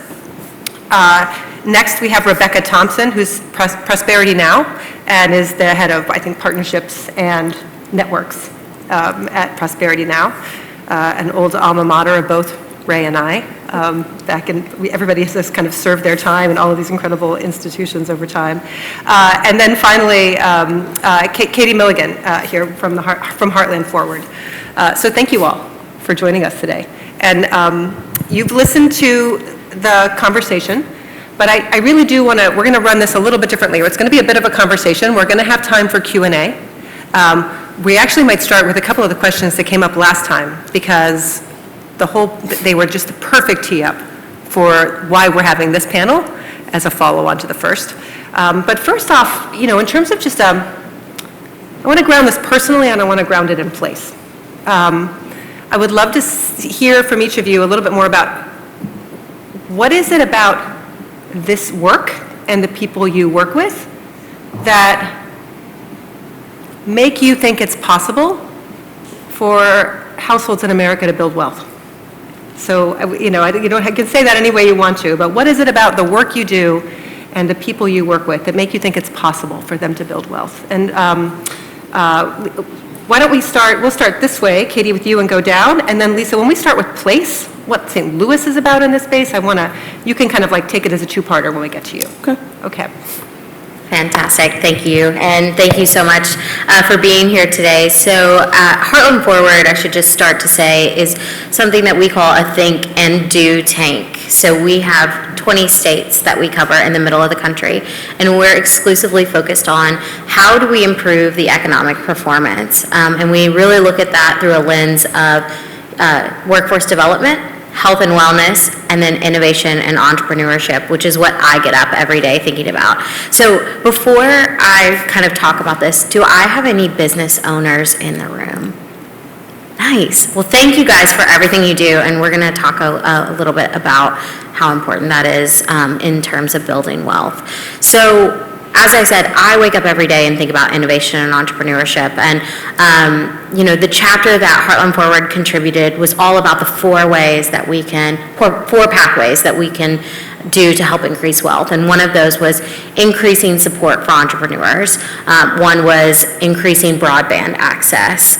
And those are the two I really want to talk a lot about today, because my other esteemed colleagues on this panel are going to talk about kind of all of the other things we hit on in the first panel. So it really was a perfect tee up. But in working with entrepreneurs, that is really what I think gives me hope for the ability to build wealth. We know that, well, there's some quick facts. One, Black women are starting businesses at the fastest rates, faster than any other demographic in the country. And we know statistically, yes, shout out to Black women. And we know that statistically, entrepreneurship allows for more social mobility. And so as we can surround entrepreneurs, especially BIPOC entrepreneurs, with support and resources and financial literacy, we know that that increases their success rates. It allows for them to hire more people, to develop a workforce, I feel like I'm preaching to the choir. You probably all know this, but really, that is the part where increasing pathways for entrepreneurship is of paramount importance to Heartland Forward, and we're doing that through a program that we call the Idea Accelerator, which is giving ideas $5,000 in a non-dilutive grant to go and test it. Truly just to test out their idea, and it's over a 90-day process in a virtual program. We're currently only doing it in Joplin in Missouri, but hoping to expand. So would love to talk to some folks after, but yeah.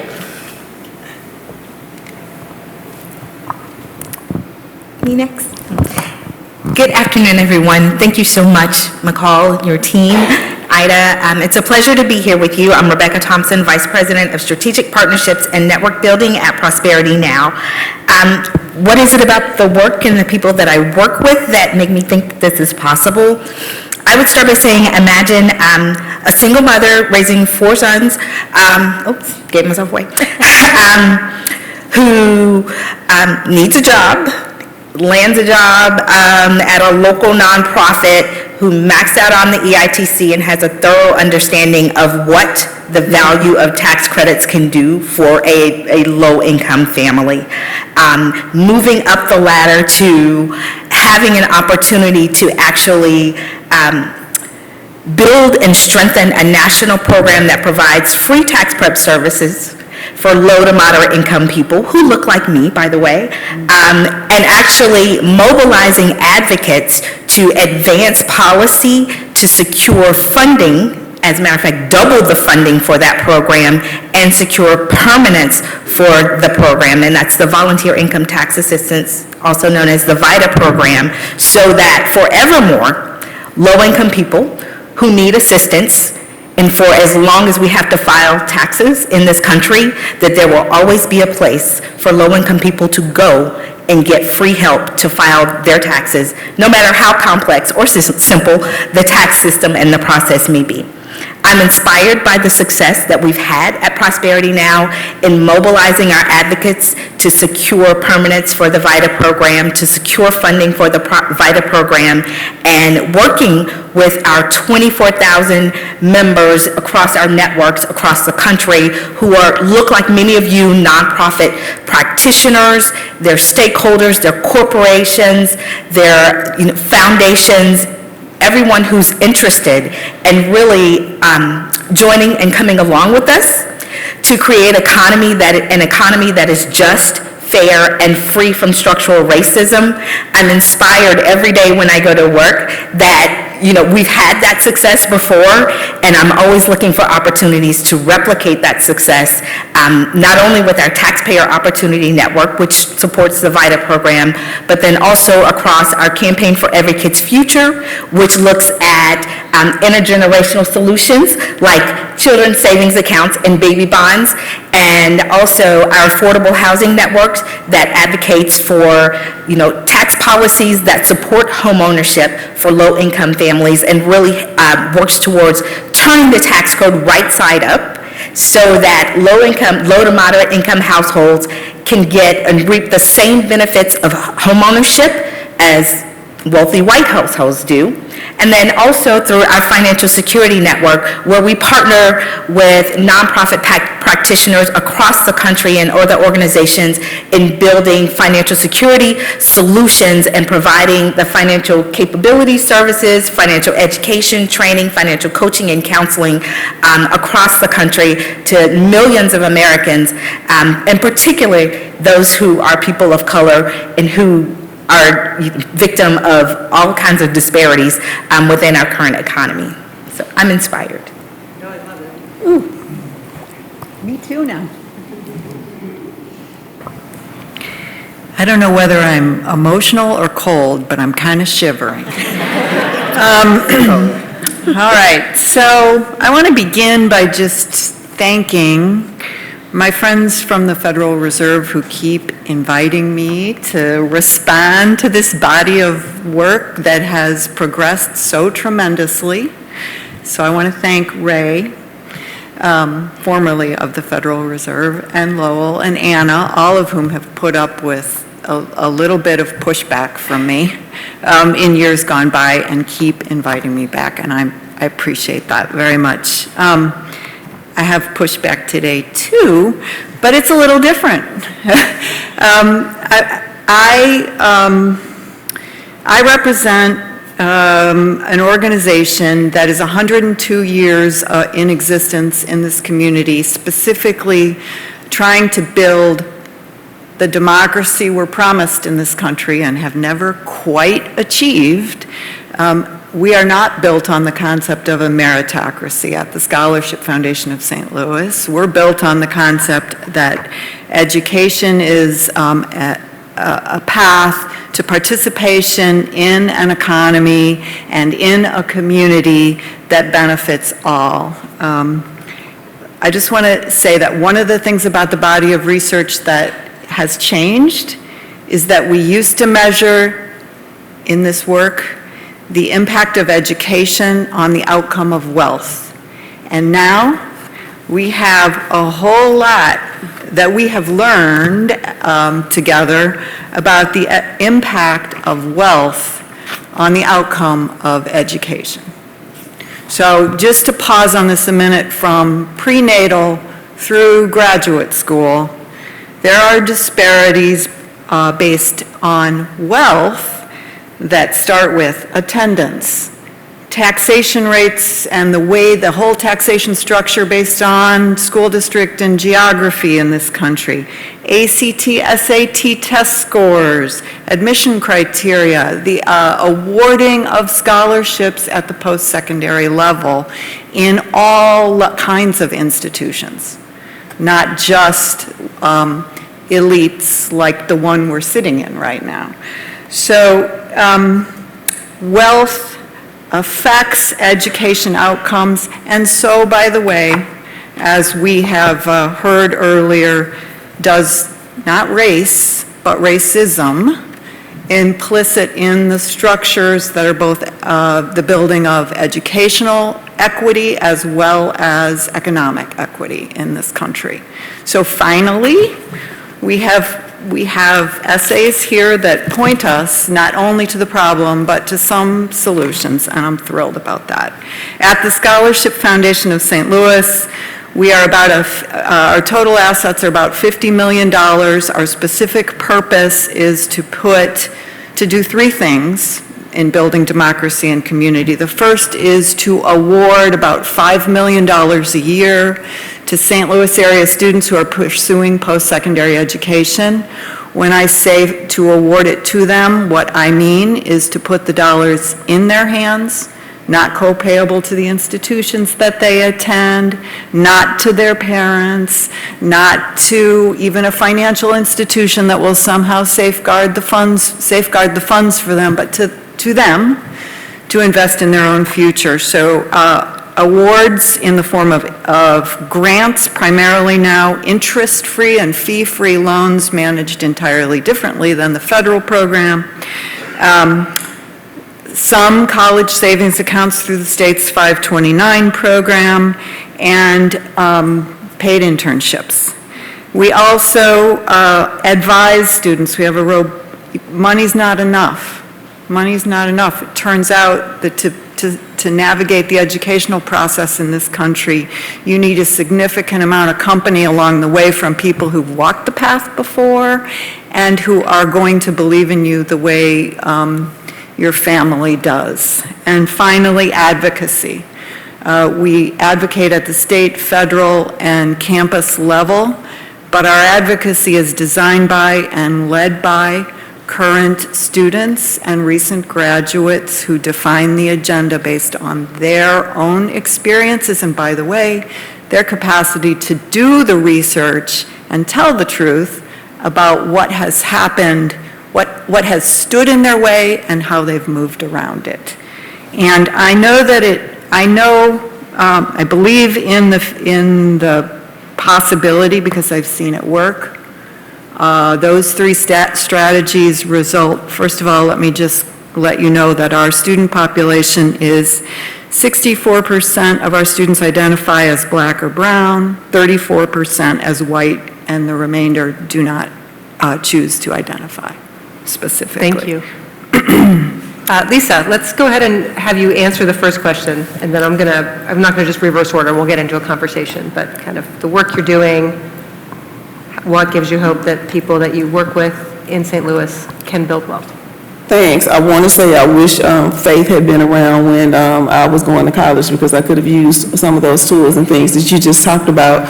So thanks again for being here. I am excited because I know this works. Just to give you some background, 13 years ago, a report changed my career path, and I have my supervisor at the time, who's actually in this room, to thank for that. In 2009, the FDIC had a report that stated St. Louis was had the highest number of unbanked African Americans in the country. 31%, 1 in 3 black individuals did not have bank accounts. And so at the time, I worked for the Community Action Agency, and we did just that. It became a call to action. We brought together 20 bank partners, 50-plus financial community partners, and some are here today. And we began doing work on the ground because the journey begins with a bank account. And I did hear people really talk about that today, and I'm surprised by that. But the journey of financial inclusion must begin with having a connection to mainstream financial systems. While we've seen the research that some people like going to the payday loans places because they're personable. People like going to the check cashing place because they know their name. I get that. But at the end of the day, it is about relationship. You cannot buy a car. You cannot fix up your house. You cannot buy a house if you do not have a relationship with a personal banker. And case in point, when the PPP loans came out, guess who got PPP loans first? people that had relationships with banks, because the federal government rolled that money out so fast, nobody knew which way was up. And so the banks did what they could do, and those funds went directly to people who had relationships. And so everything that we have been doing for the past 13 years on the ground has been about building relationships, partners between financial partners as well as community partners. I'm going to stay down on this half of the table to kick off this next piece, and I'm mindful that this is a portion of the constellation of strategies that we have big ideas about at the national level that are grounded in community. There's Justine Peterson's here. There's so many other organizations here that are doing incredibly important work as well in St. Louis. So we know there's a larger ecosystem than what's represented here. But we're also going to be playing this for national audiences. And really, this is the first time we've grounded a conversation about a book called The Future of Building Wealth in place. So I just want to do a little bit more of a moment of invitation to ground the big ideas of moving beyond managing scarcity as our aspiration for what we want and need for households to be full participants in our economy and our democracy, to what's real about St. Louis in terms of what are the biggest barriers facing you all, and what are some of the best assets, like in that broader 5-asset way, what are the best things you can, you feel like can help you take the next steps toward, galvanizing more momentum on the kind of a different kind of North Star around financial security for households. And I'm asking because I know Faith and Lisa, you all are really here, and your institutions have long-standing piece in the community, and then we have national networks and regional networks that can also weigh in on that. But let me start down with you all. Yeah, I'll just say that again, it started with building relationships. Justine Peterson was definitely at the table when we first started this effort, and it was about meeting people where they are, looking at our trusted partners and connecting them to the services, because we dug into the research. Well, why aren't people being banked? Why are people afraid to open up these accounts? And one of the reasons was they did not trust banks. So what do we do then to increase that trust? So we started partnering our trusted nonprofit partners like your Justine Peterson, your Urban League, your Community Action Agency, and they would hold events that we would then bring in our financial partners. So we had to do it in concert. And everything that we have done from 13 years ago to today, we do in partnership. So you talk about bringing people across the aisles, we do that. Our banks and our nonprofit partners worked in concert, and we then started adding our faith-based partners to the table as well, because you have to reach people where they are so that you can let them know that there are products out here, and we've worked alongside our bank partners to develop products that are perfect and right for somebody who's never had an account before. We develop products that were low or no account. We actually have products now that have no overdraft fees, and we know how much money people made off of overdraft fees.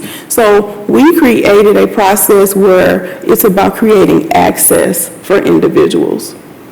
I want to harken back to something that Ray asked in the last one around the role of technology. Has it changed during COVID? Has levels of comfort or realizations that high touch and high trust coupled with access with both broadband, to your mention of the financial infrastructure, is anything changing about kind of how you reach people and with what kinds of products and services? In some ways. I mean, there still is a digital divide. So we took it. So when COVID hit, if nothing else, we were hoping that it woke people up to make people realize and we took advantage of that and used that as an opportunity to say, get banked now so that you can get your money quicker. That was one way that was one message that we used, but you're still dealing with the fact that there's a digital divide and everybody doesn't have access, to smart technology, or people were afraid to go outside even though they were putting technology in our libraries. So it helps some, but still not others. Yep. Any more local grounding to help us think about St. Louis in relation to the opportunities and challenges posed in the book? So I think it came up in some of the questions, but I think an important thing to say about St. Louis, I'm sure it's true of other metro areas, but we've seen it here significantly. There's an essay in here, 3 bold proposals to overcome our nation's enduring racial wealth gap. It begins with the sentence, America has a race problem manifesting as a black economic problem.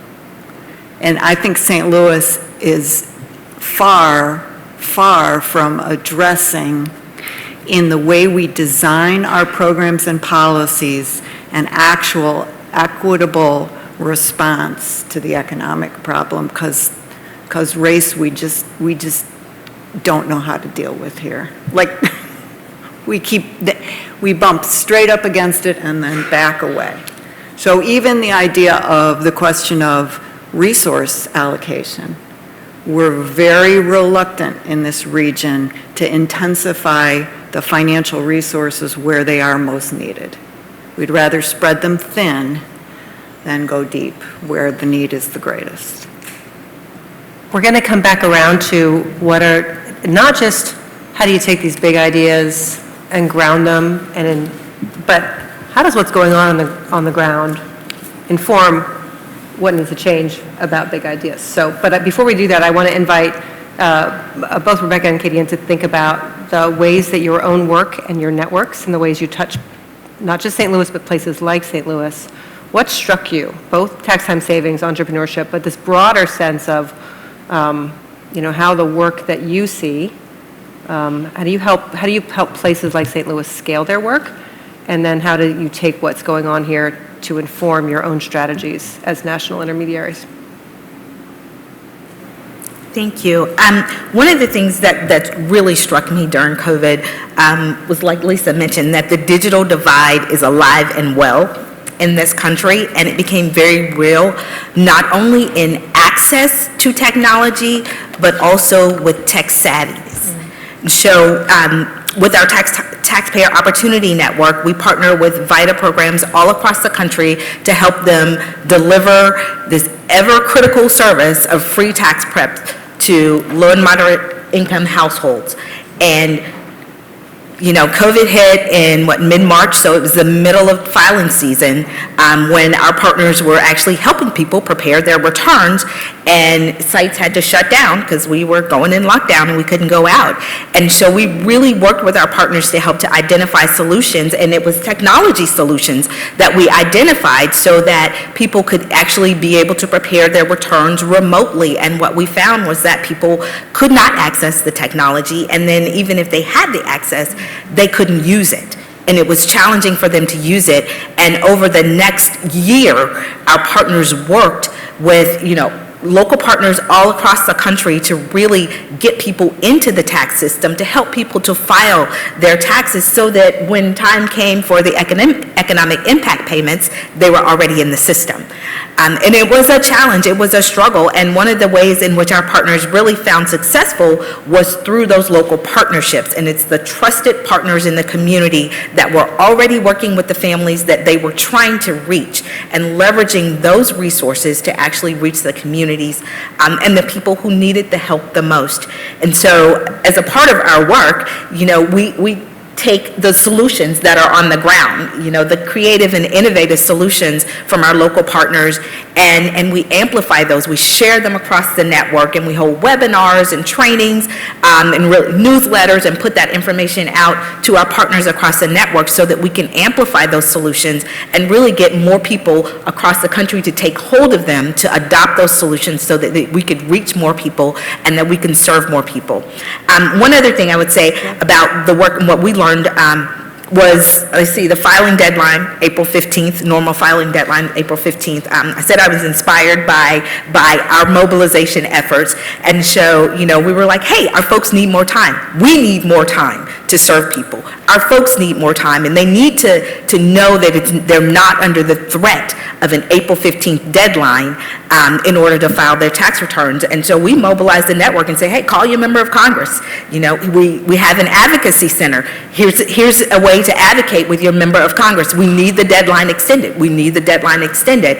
And once again, we mobilized our networks, and got the deadline extended. And we've had many more successes since then, but that was a win for our networks. And again, it's why I'm inspired, because I know we can do it once we all, I think my pastor says, many hands make light work. I also use that with my children as well. And so when everybody pitches in and everybody makes a phone call, we actually are able to get things done. I love that, and I think we can't overstate how important it is to tap into local partners and trusted partners. A quick challenge to you all is that there is a lot of funding coming down from the infrastructure bill for broadband support, and states are currently in the process of filing for their digital equity plans. And so if you are a leader in an organization I've learned that St. Louis County is a county of municipalities. If you're calling your mayors, your municipality governments, ask them how they are getting engaged, how they've engaged with your state broadband office. Because St. Louis has a problem that a lot of heartland urban communities have, which is that people are not connected in urban and rural within the same county. So that's just a challenge that we can all do to think about. The other piece I would say is one thing a discussion that's being had right now is the push for the SBA lending to release demographic data. And it's a controversial take, but it's an important one, because we can't really address the actualities of SBA lending if we don't know how bad it really is. We assume, but we don't really know. So, and then I would say, again, just doubling down on the work that's already happening about getting people banked and coming up with creative solutions to getting people in Lisa's door. I love it. I think we've, the parallels between last conversation and this one, there's pieces there. There's deep pieces here on financial capability. You're talking about your local partners. Before we talked about social workers, the army of social workers that we need to figure out a different parallel for. But what does it look like when there's no wrong door to write information? So I think that's one thing that I'm hearing a theme. There's the financial infrastructure pieces, and when we say just infrastructure, that's broadband, that's digital identity, that's all of the both real, and then it's the products and services variety, everything from the children's savings accounts to that broader capital markets piece. I think you've touched on a lot of that. One thing we didn't touch on the last one that you all can do, and I'm going to plant the question, and I'm going to also invite people to come up for questions. So we've got maybe 6-7 minutes left. The question here is around voice and that deep community voice. So it's not just about the local partners on the ground. One of the questions last time was, how does this information and actually the agency and voice of actual individuals in community get hold of this information and actually, let's reverse it, and actually inform the design of this work going forward. I want to kind of hear your thoughts about that question, and you can think about it for a minute while we hear from you, since you asked it before. Or no, you didn't ask that question, you asked a different one. Let's go ahead and hear your question now and hear any other questions, and then we can have you guys wrap up with that. Hi, Erica Williams again, A Red Circle.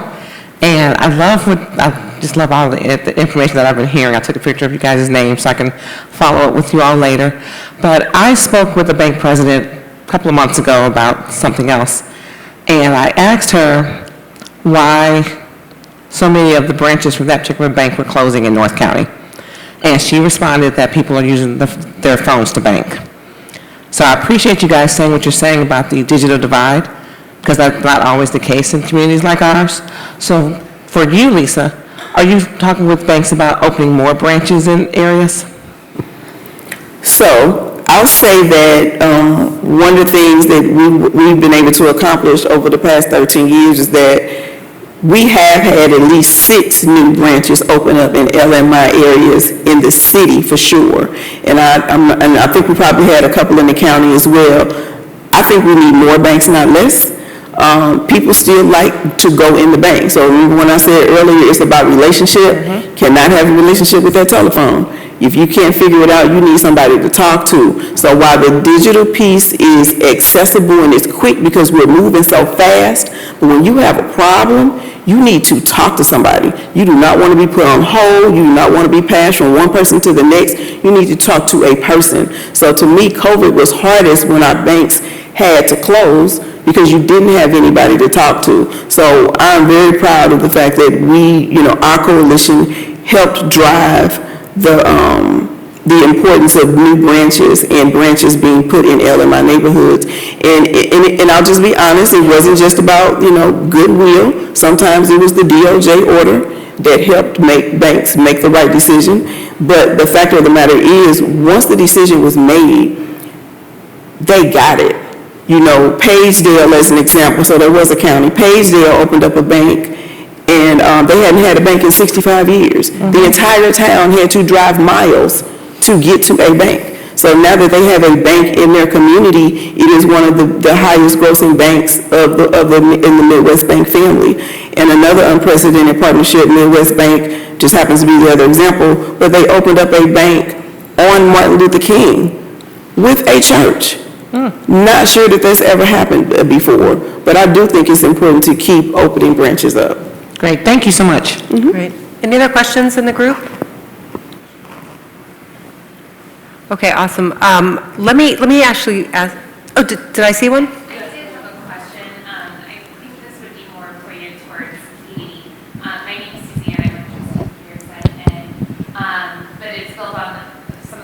That you all brought, it's culminated from some of the points you all brought up about the digital divide. But based on your work, Katie, I'm curious, because of the digital divide and COVID, many companies have ramped up a number of benefits, et cetera, at an increasing rate that are impacting middle and upper class individuals, things like paid leaves, et cetera. Their socioeconomic advantages that are therefore impacting wealth. How can we proactively address those issues because they're causing a greater divide to that wealth gap? Yeah, that's a great question. I think the big thing is we have to have candid conversations with employers, and I think especially with people who are in the field every day doing the work and or also in the workforce training space. And so that can be everyone from technical assistance training to colleges and universities to community colleges, because I think that corporates are thinking about, not necessarily thinking about that, they are thinking about how do we get as many people back in the office as we can, or back into our stores. Retail is the big one I keep thinking of. So, and I think the other thing is, how do we challenge corporations to offer incentives on a sliding scale? If it doesn't make sense for you to have unlimited PTO or flexibility, what does make sense for you and your family? And then the other thing that we haven't really talked on which is a huge issue and deserves its own panel and 2-hour discussion, is childcare. And I'll just note too, there are great resources in the book, and SPI has done an incredible amount of work on worker financial security and benefits, and Aspen as well, actually seeded by a MasterCard partnership, launched Benefits 21, and just recently launched the Benefits Scorecard, which looks across both the public and private benefits that all workers need, no matter where they work and how they get paid, and how do we actually build a modernized interoperable system of those core it's not the earned wages, it's the additional benefits that people often call the wealth escalator. Yes. And that is the kind of the airbags of the wealth system that we need to really rethink in this country. And so there's a lot of great research in the book, and also some really innovative new work on benefits innovation in that space, both for policy and for product delivery. So let's have a final wrap-up question, you all, to just thinking about what if we were to get to write the book over again. I do feel like there's some call for this, but I've certainly heard it in the mix. This issues of trust. we talk about needing to scale solutions, but there's also needing to reach deep enough in those communities for the work to have impact. What's your advice to the Volume 2 folks about how the work of community should shape the future conversation we have about the future of wealth? And Rebecca, do you want to start? And we'll do the two middle, and then we'll bookend with Lisa, and then you finish, and Katie. Sure, thank you. One of the things that I really enjoy about my job, and what I would say would be listen to the folks on the ground. The folks who are closest to the end user client, particularly Prosperity Now, we are a national nonprofit. We call ourselves a B2B2C. So we work with those organizations that work with the end user client. And the frontline practitioners, the people on the ground, are the ones who have the greatest insight into what the challenges are and what the barriers are for the families that they're serving. And I really enjoy the work because we actually listen to those folks. We have a policy team. We're think tank, think and do tank. We have a policy team who could come up with creative proposals, policy proposals, and we bring together our partners.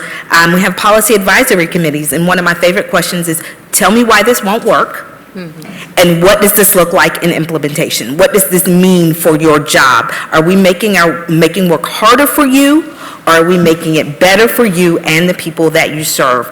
And we invite their input, and they help us to shape the proposals, and then they're our biggest buy-in and supporters. And so as we go out and advocate for those policy proposals, they're supporting it, and they're getting buy-in from their peers across the country because they've participated in the process. And I think we call that co-creation. So that would be my solution, my recommendation. Thanks.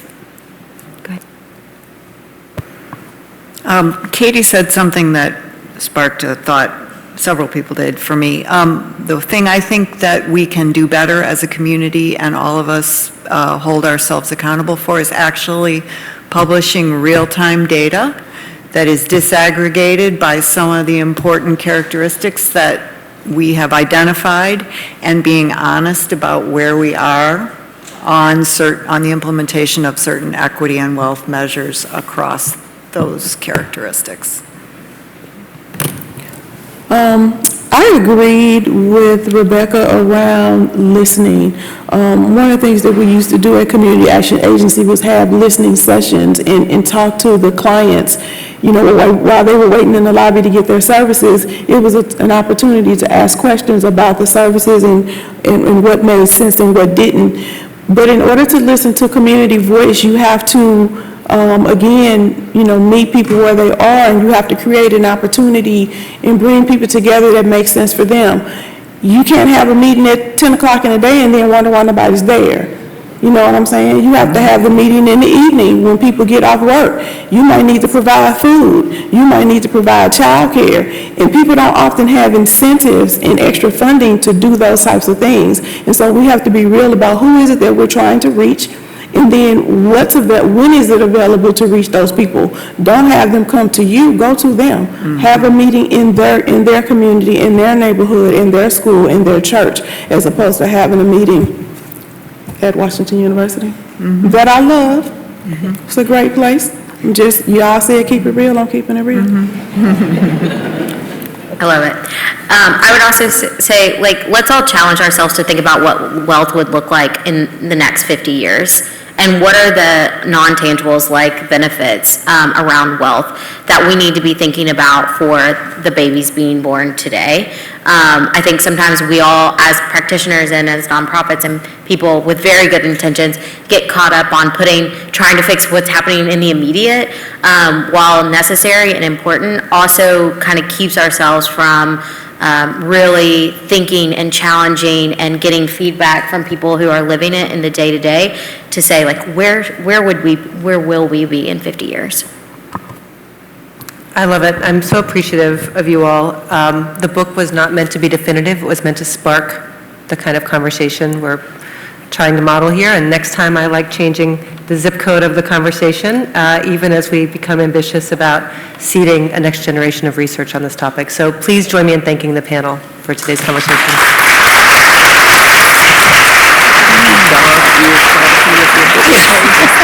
Certainly stand up, stretch your legs, get a cup of coffee. Don't leave the room if you don't have to, because I'm going to invite Wole Koksum and Salah Gossip in about 3 or 4 minutes. We're going to start a final kind of roundup reflection for the day. I'm going to change hats. I mean, I'm still going to be moderator, but I'm going to, just to make it more interesting up here. So we'll give some time to give everybody a minute to move around for a second, and then we'll reconvene.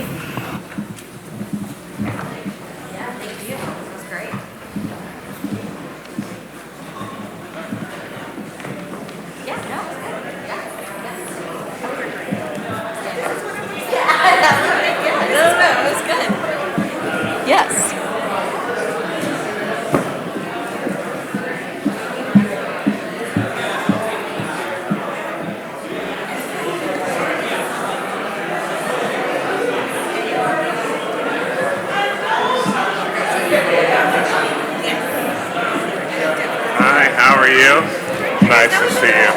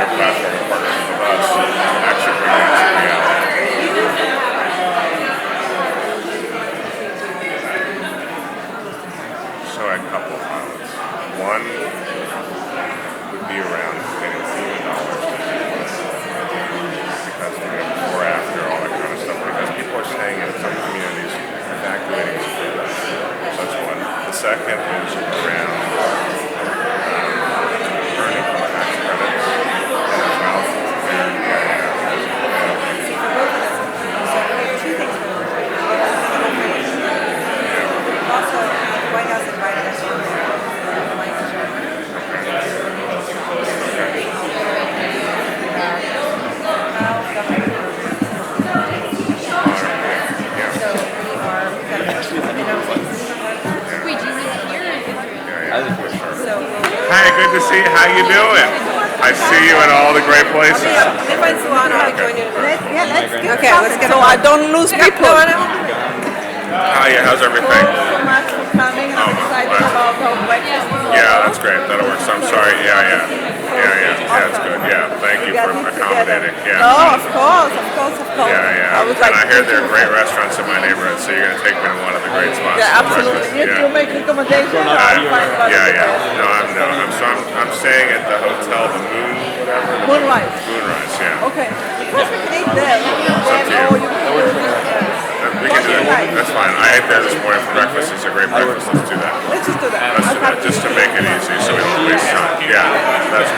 Okay. Okay, I've called people. Congratulations on this whole thing. This is great. I've got your team looking for Salah. I don't know where she went. I just saw my her. goodness. I know. Maybe I missed it. I'll get them. I'll be right back.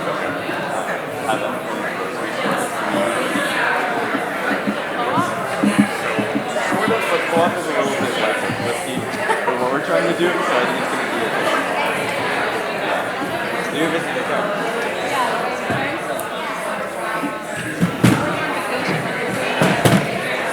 And of course you come to this.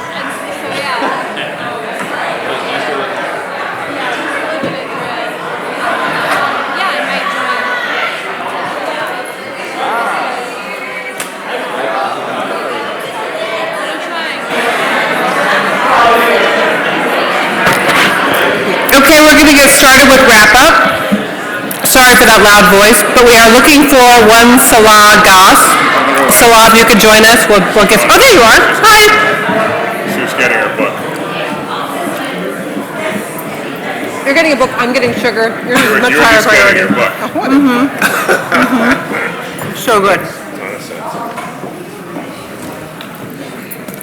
Okay, great. So we have one wonderful closing session. It's a little quicker, and it's really a set of reflections on the day, but it also is a privilege to have this conversation with two authors in the book and individuals that it's my privilege to partner with in many multifaceted ways every day.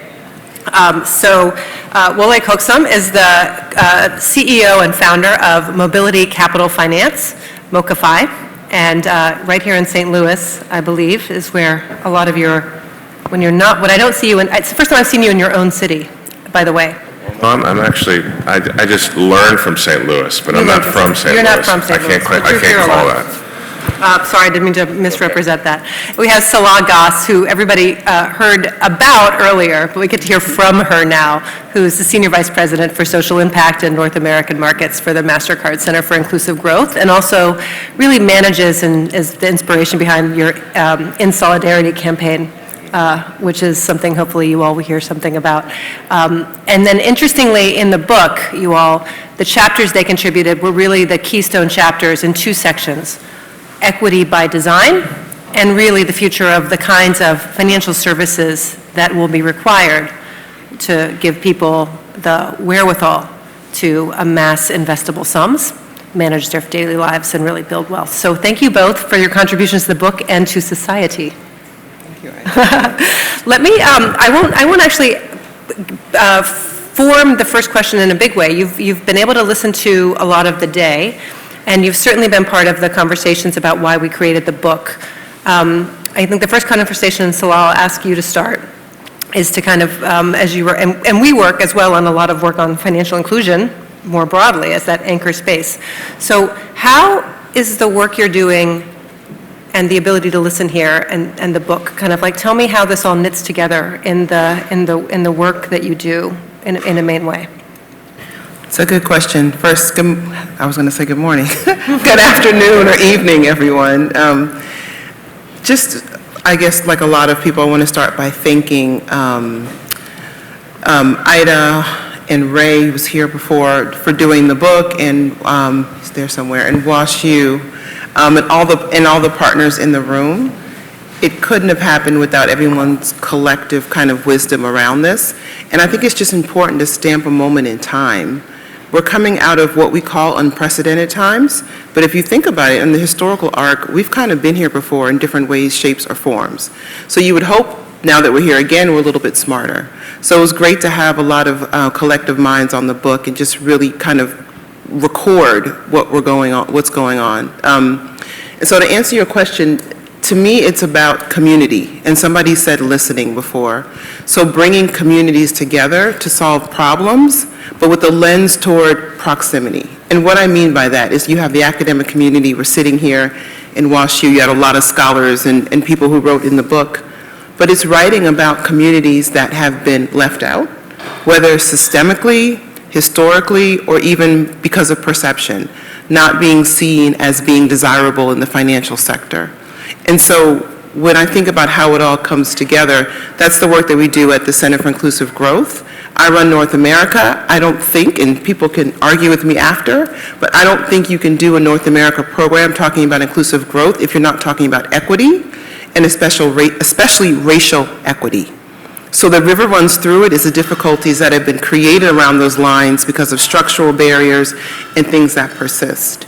So whether we're in the book talking about financial inclusion and inclusive systems, or it's the work that we're doing here to support Black-owned businesses, or just in general our equity lens, I think and this might be a question you're going to ask later, but what gives me hope is that we're actually talking about these things, and we're listening to people who have proximity.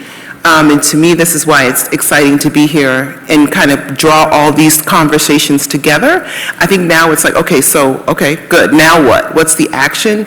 But just the ability to talk about these things in a way I haven't heard before, to me, pulls all of this together, and you follow the data. This is not about passion. This is not about opinion. This is based on data and how we need to center equity in everything we do if we're going to keep prospering. And so that's what I hope people get from the book, and I think that's what really ties it together. I love it. Thank you. Do you want to just jump in, Wale? Because I have other ways to tee you up if you'd like me to. No, happy to jump in. Again, just want to reiterate my appreciation to you, Ida, and to Ray, and it's always a privilege to be in a conversation with Salah. So from my vantage point, I think and I think this is what you were thinking about, Ida, with the introduction. So I was inspired by the murder of Michael Brown that happened, far too close to where we are now. I was working at J.P. Morgan. I was one of the most senior people there, focused on small business, and realized I was tired of being in a lot of conversations and wanted to be in the fight, right? And financial institutions, the traditional financial institutions, even true for the community banks as well, they struggle in terms of having a business model that fits the bottom third of the pyramid. So you talk about why bank branches close. They're making a very rational decision, which is we can't make money when people have more month than money, right? The traditional way of banking is you make a deposit, you use those excess deposits to make loans. And if you don't have excess deposits, you don't have the ability to make a loan, so you can't make any money. And so what's happened is you've created a $200 billion fee industry around payday lending, cash, check cashing and the like, because that's the only way that financial institutions have been able to figure out how to make money off of poor people. And now you're seeing that change because there's been outcries in terms of overdraft fees and like, which is terrific. But the fundamental opportunity exists, which is how do you create financial institutions that speak to the needs of the people you want to serve, right? And so that's my contribution to the conversation, which is, hey, it's possible, and this is where technology becomes very important, and we do have a digital divide, but oh, by the way, the thing that's really interesting is people on the lower end of the economic scale tend to be the most engaged with technology because they have no choice. So the thought process when we started the company was, hey, is there a way to reimagine technology with this explicit purpose of helping folks who haven't been well banked, the unbanked and the underbanked, and your inspiration in terms of 2009 with 1 out of 3 folks in St. Louis not having a bank account is my inspiration. And so how do you create technology with the right messaging to say, hey, we can solve this problem? And what's great about the frame that we're using, and I'm not suggesting we figured it out, but it becomes an open tent to encourage partnership with other financial institutions to create a way of providing services for everyone in the pyramid. And it also allows big organizations, medium-sized organizations, to lean in appropriately. So anyway, so I'm excited to have in 2022 the opportunity for having conversation, but also very much in the same spirit having the opportunity to have real action.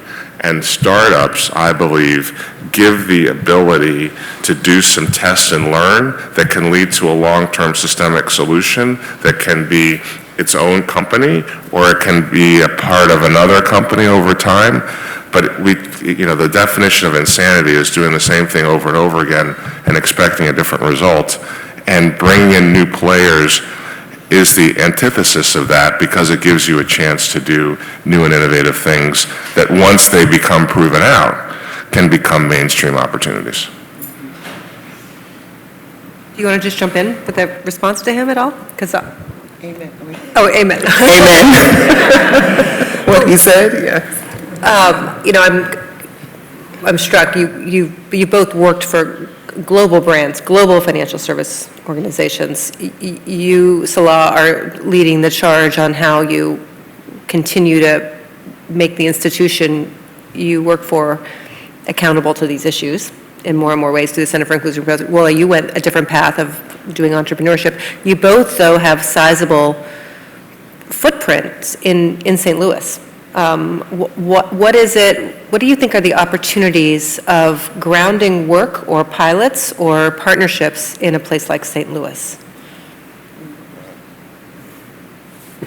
Well, for us, St. Louis is home almost because we have our technology center here and a huge office. But I think it's more than that. I think being in St. Louis is part of understanding what it means and the responsibility to be a part of a community where you're creating employment for folks, but also where a lot of your business comes from.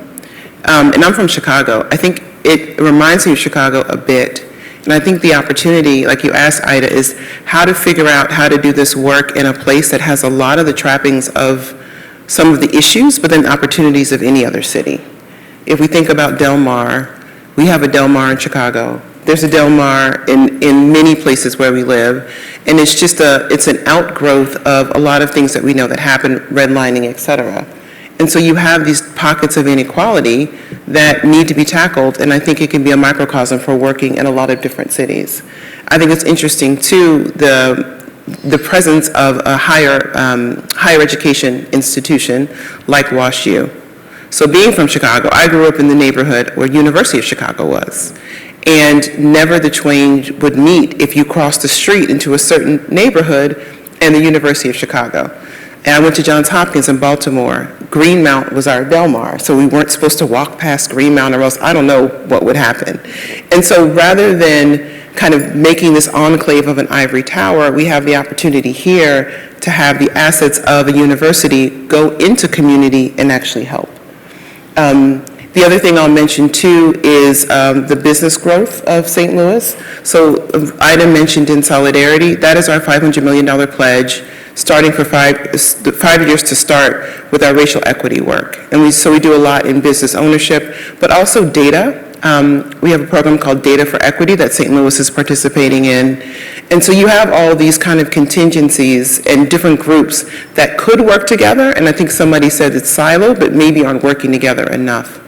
So whether you call it the opportunity for public-private partnerships or figuring out how institutions of higher learning can actually contribute to the community, or figuring out the wealth gap in a real way in terms of segregation and kind of place-based lack of investment, or then on the other side, the brilliance and ingenuity and capacity here.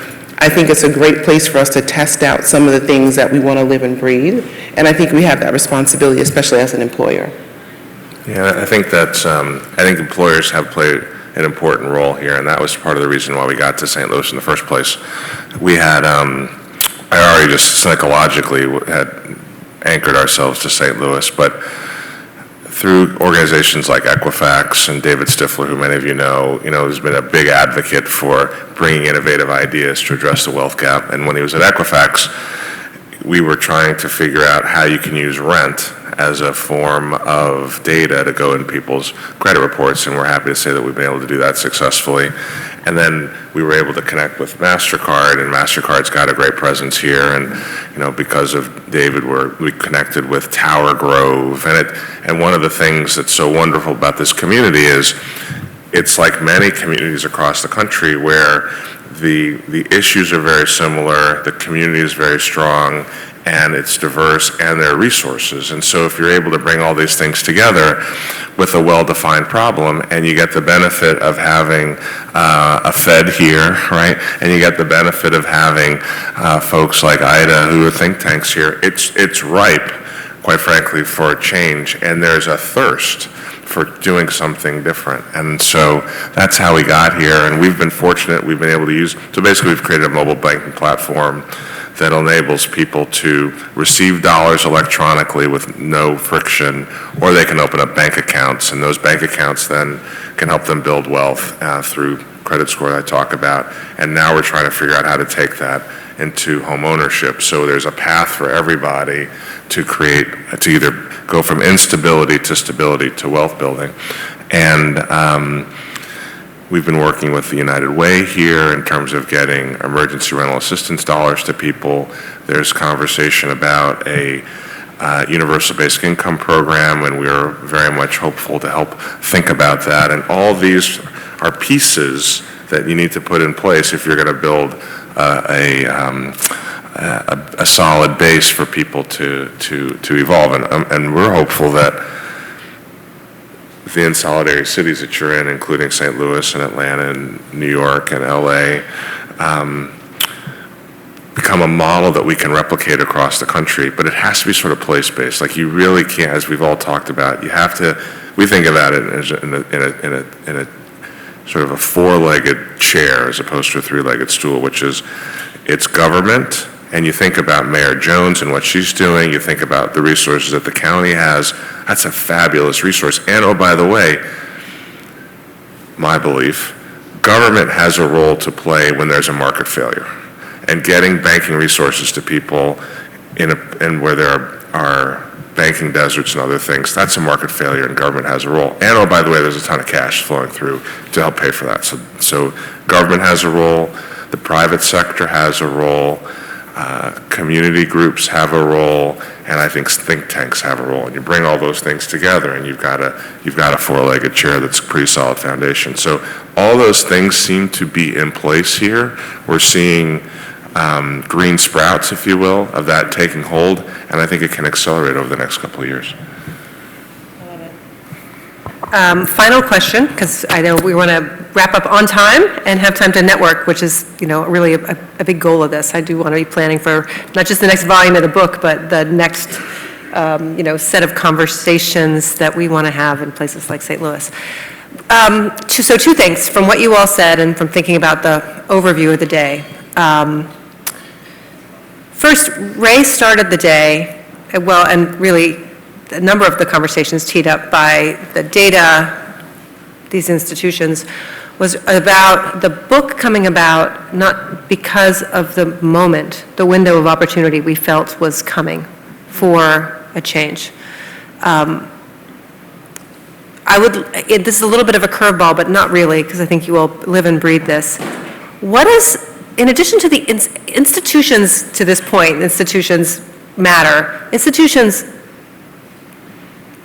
only do what their leaders decide for them to do. And so what is the role, what does the next generation leader of this work need to be thinking about for us to meet this moment and create a different future of wealth? So I think the next generation of leader needs to think about his or her own personal experience because the problems are still the same, right? So when Lincoln freed the slaves in 1865, there was a certain amount of wealth, and the way they used the proxy for that wealth was based on, since slaves were property, that was a proxy for wealth, right? If you look at what the amount of wealth in the black community in 2017 was when they did the study, I'm assuming it's still relevant today, it's the same amount of wealth in the black community as it was when Lincoln freed the slaves, right? If you look at when President Johnson signed the Fair Housing Act in 1968, we have the same amount of home ownership in the black community today as we did when Johnson signed the Fair Housing Act in 1968. So, the sad side of me says we've made no progress, right? And pick your favorite metric, we still have a long way to go. And so you've got young people, and oh, by the way, a young person born today in the middle class has a 50% chance of falling out of the middle class if they're African American by the time they become an adult. So I just say, like, what the person has to think about are the same things that we're thinking about. That's not to say that people over time haven't made progress, because we stand on the shoulders of people who've come before us, who spent their lives thinking about these issues. So I'm not, and because we wouldn't be here, we'd be in a really bad place if the folks behind us hadn't done the work that they've done. But we now have a situation where there's technology. We now have a situation, financial services, I think, is one of the last of the apprenticeship businesses. Like, you got to sort of be in the business a little bit to understand how different financial cycles happen, how legal and compliance all fit together, because no one's going to give you millions of dollars to run a business if you don't understand how that works. So I just think that the next generation of leader has an advantage, because what we're seeing in young people today is a real sense of passion driving their interest in work, not just a paycheck. And so if you have the passion plus their own experience, plus people are getting great training today, whether it's academic training, whether it's training in the workforce, that some subset of people should go off and become entrepreneurs and figure it out, and not everyone should be an entrepreneur, because you need people within organizations who can be advocates and allies for the entrepreneurs to create the right kind of ecosystem. So I think of it as really just continuing to build on the passion, get the training, understand their own personal issues, because people solve the problems that they're familiar with. And so we just need to make sure that there are enough people coming from the St. Louis communities and other places who can go out and take the work that we're doing to the next level, so in 150 years these issues go away. Well said. And that's a hard question. A couple of things come to mind. I think one is that if you think about the leader of the next generation, I don't think we have the luxury of thinking about the next generation. I think we need to think about leadership now. And people who will be leaders tomorrow are already being trained in a good way or in a way that's not going to help. And so, and even based on what Wally was saying about the progress we've made or maybe haven't made, I think a couple of things that leaders need to think about, but I think starting is like what leadership needs to look like. And I think it needs to look like and understand and walk and talk like the people that you're trying to make change on behalf of. There's one thing of coming in to kind of say what's needed, or being able to look out from a seat of really experiential knowledge to understand what's needed. So I think where you sit as a leader is just as important as what you think about or who you are. I think the other thing, especially given the structural and enduring nature of a lot of problems we're trying to solve, is understanding what levers to pull. I think the financial sector is one of the most powerful levers in solving a multitude of problems, because it was the most powerful level in causing a lot of issues, if you look at the wealth gap and if you understand the timeline. From the end of slavery to Freedmen's Bank to insurance policies being 1/3 value for Black Americans to others, to redlining, to the Social Security Act, to the Fair Housing Act, and on and on and on. I'm in the financial sector, and I think we have a real role to play. I think that's one lever. I think government is another lever, and what gives me hope now is that we're actually having these conversations, and there's generational changing amount of policies and programs coming down. That's another lever. And then the third lever is community, like I talked about before. I think in a real way, kind of crowdsourcing and understanding how to pull on those around you, young people can do that in a way that I've never seen before.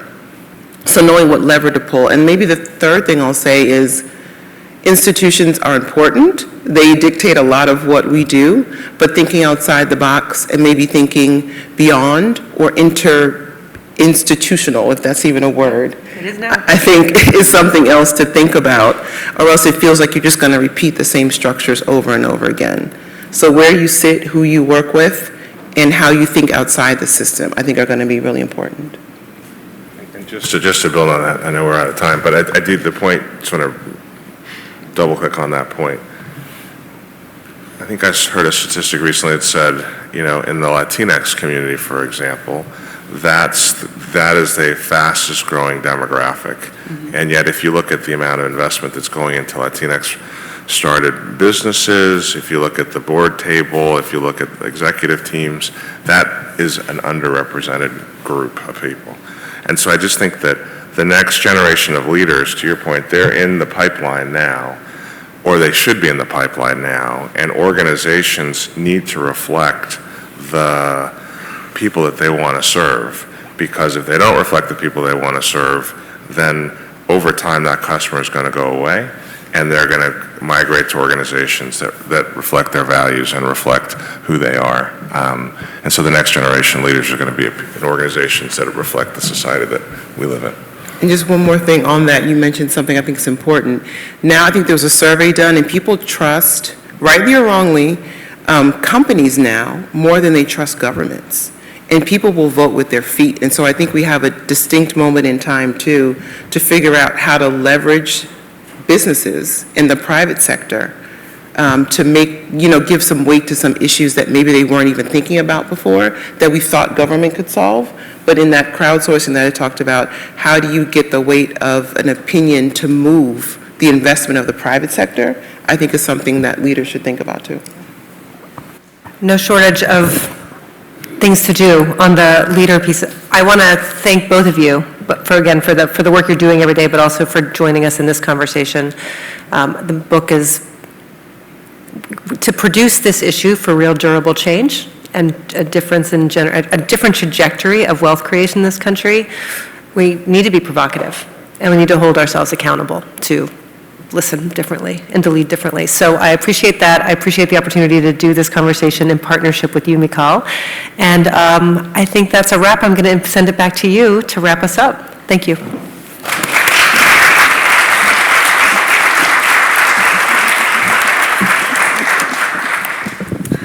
Thank you so much for this amazing, closing, inspiring, and getting us to go to work panel. Thank you, Wooly. Thank you, Salah, and thank you, Ida.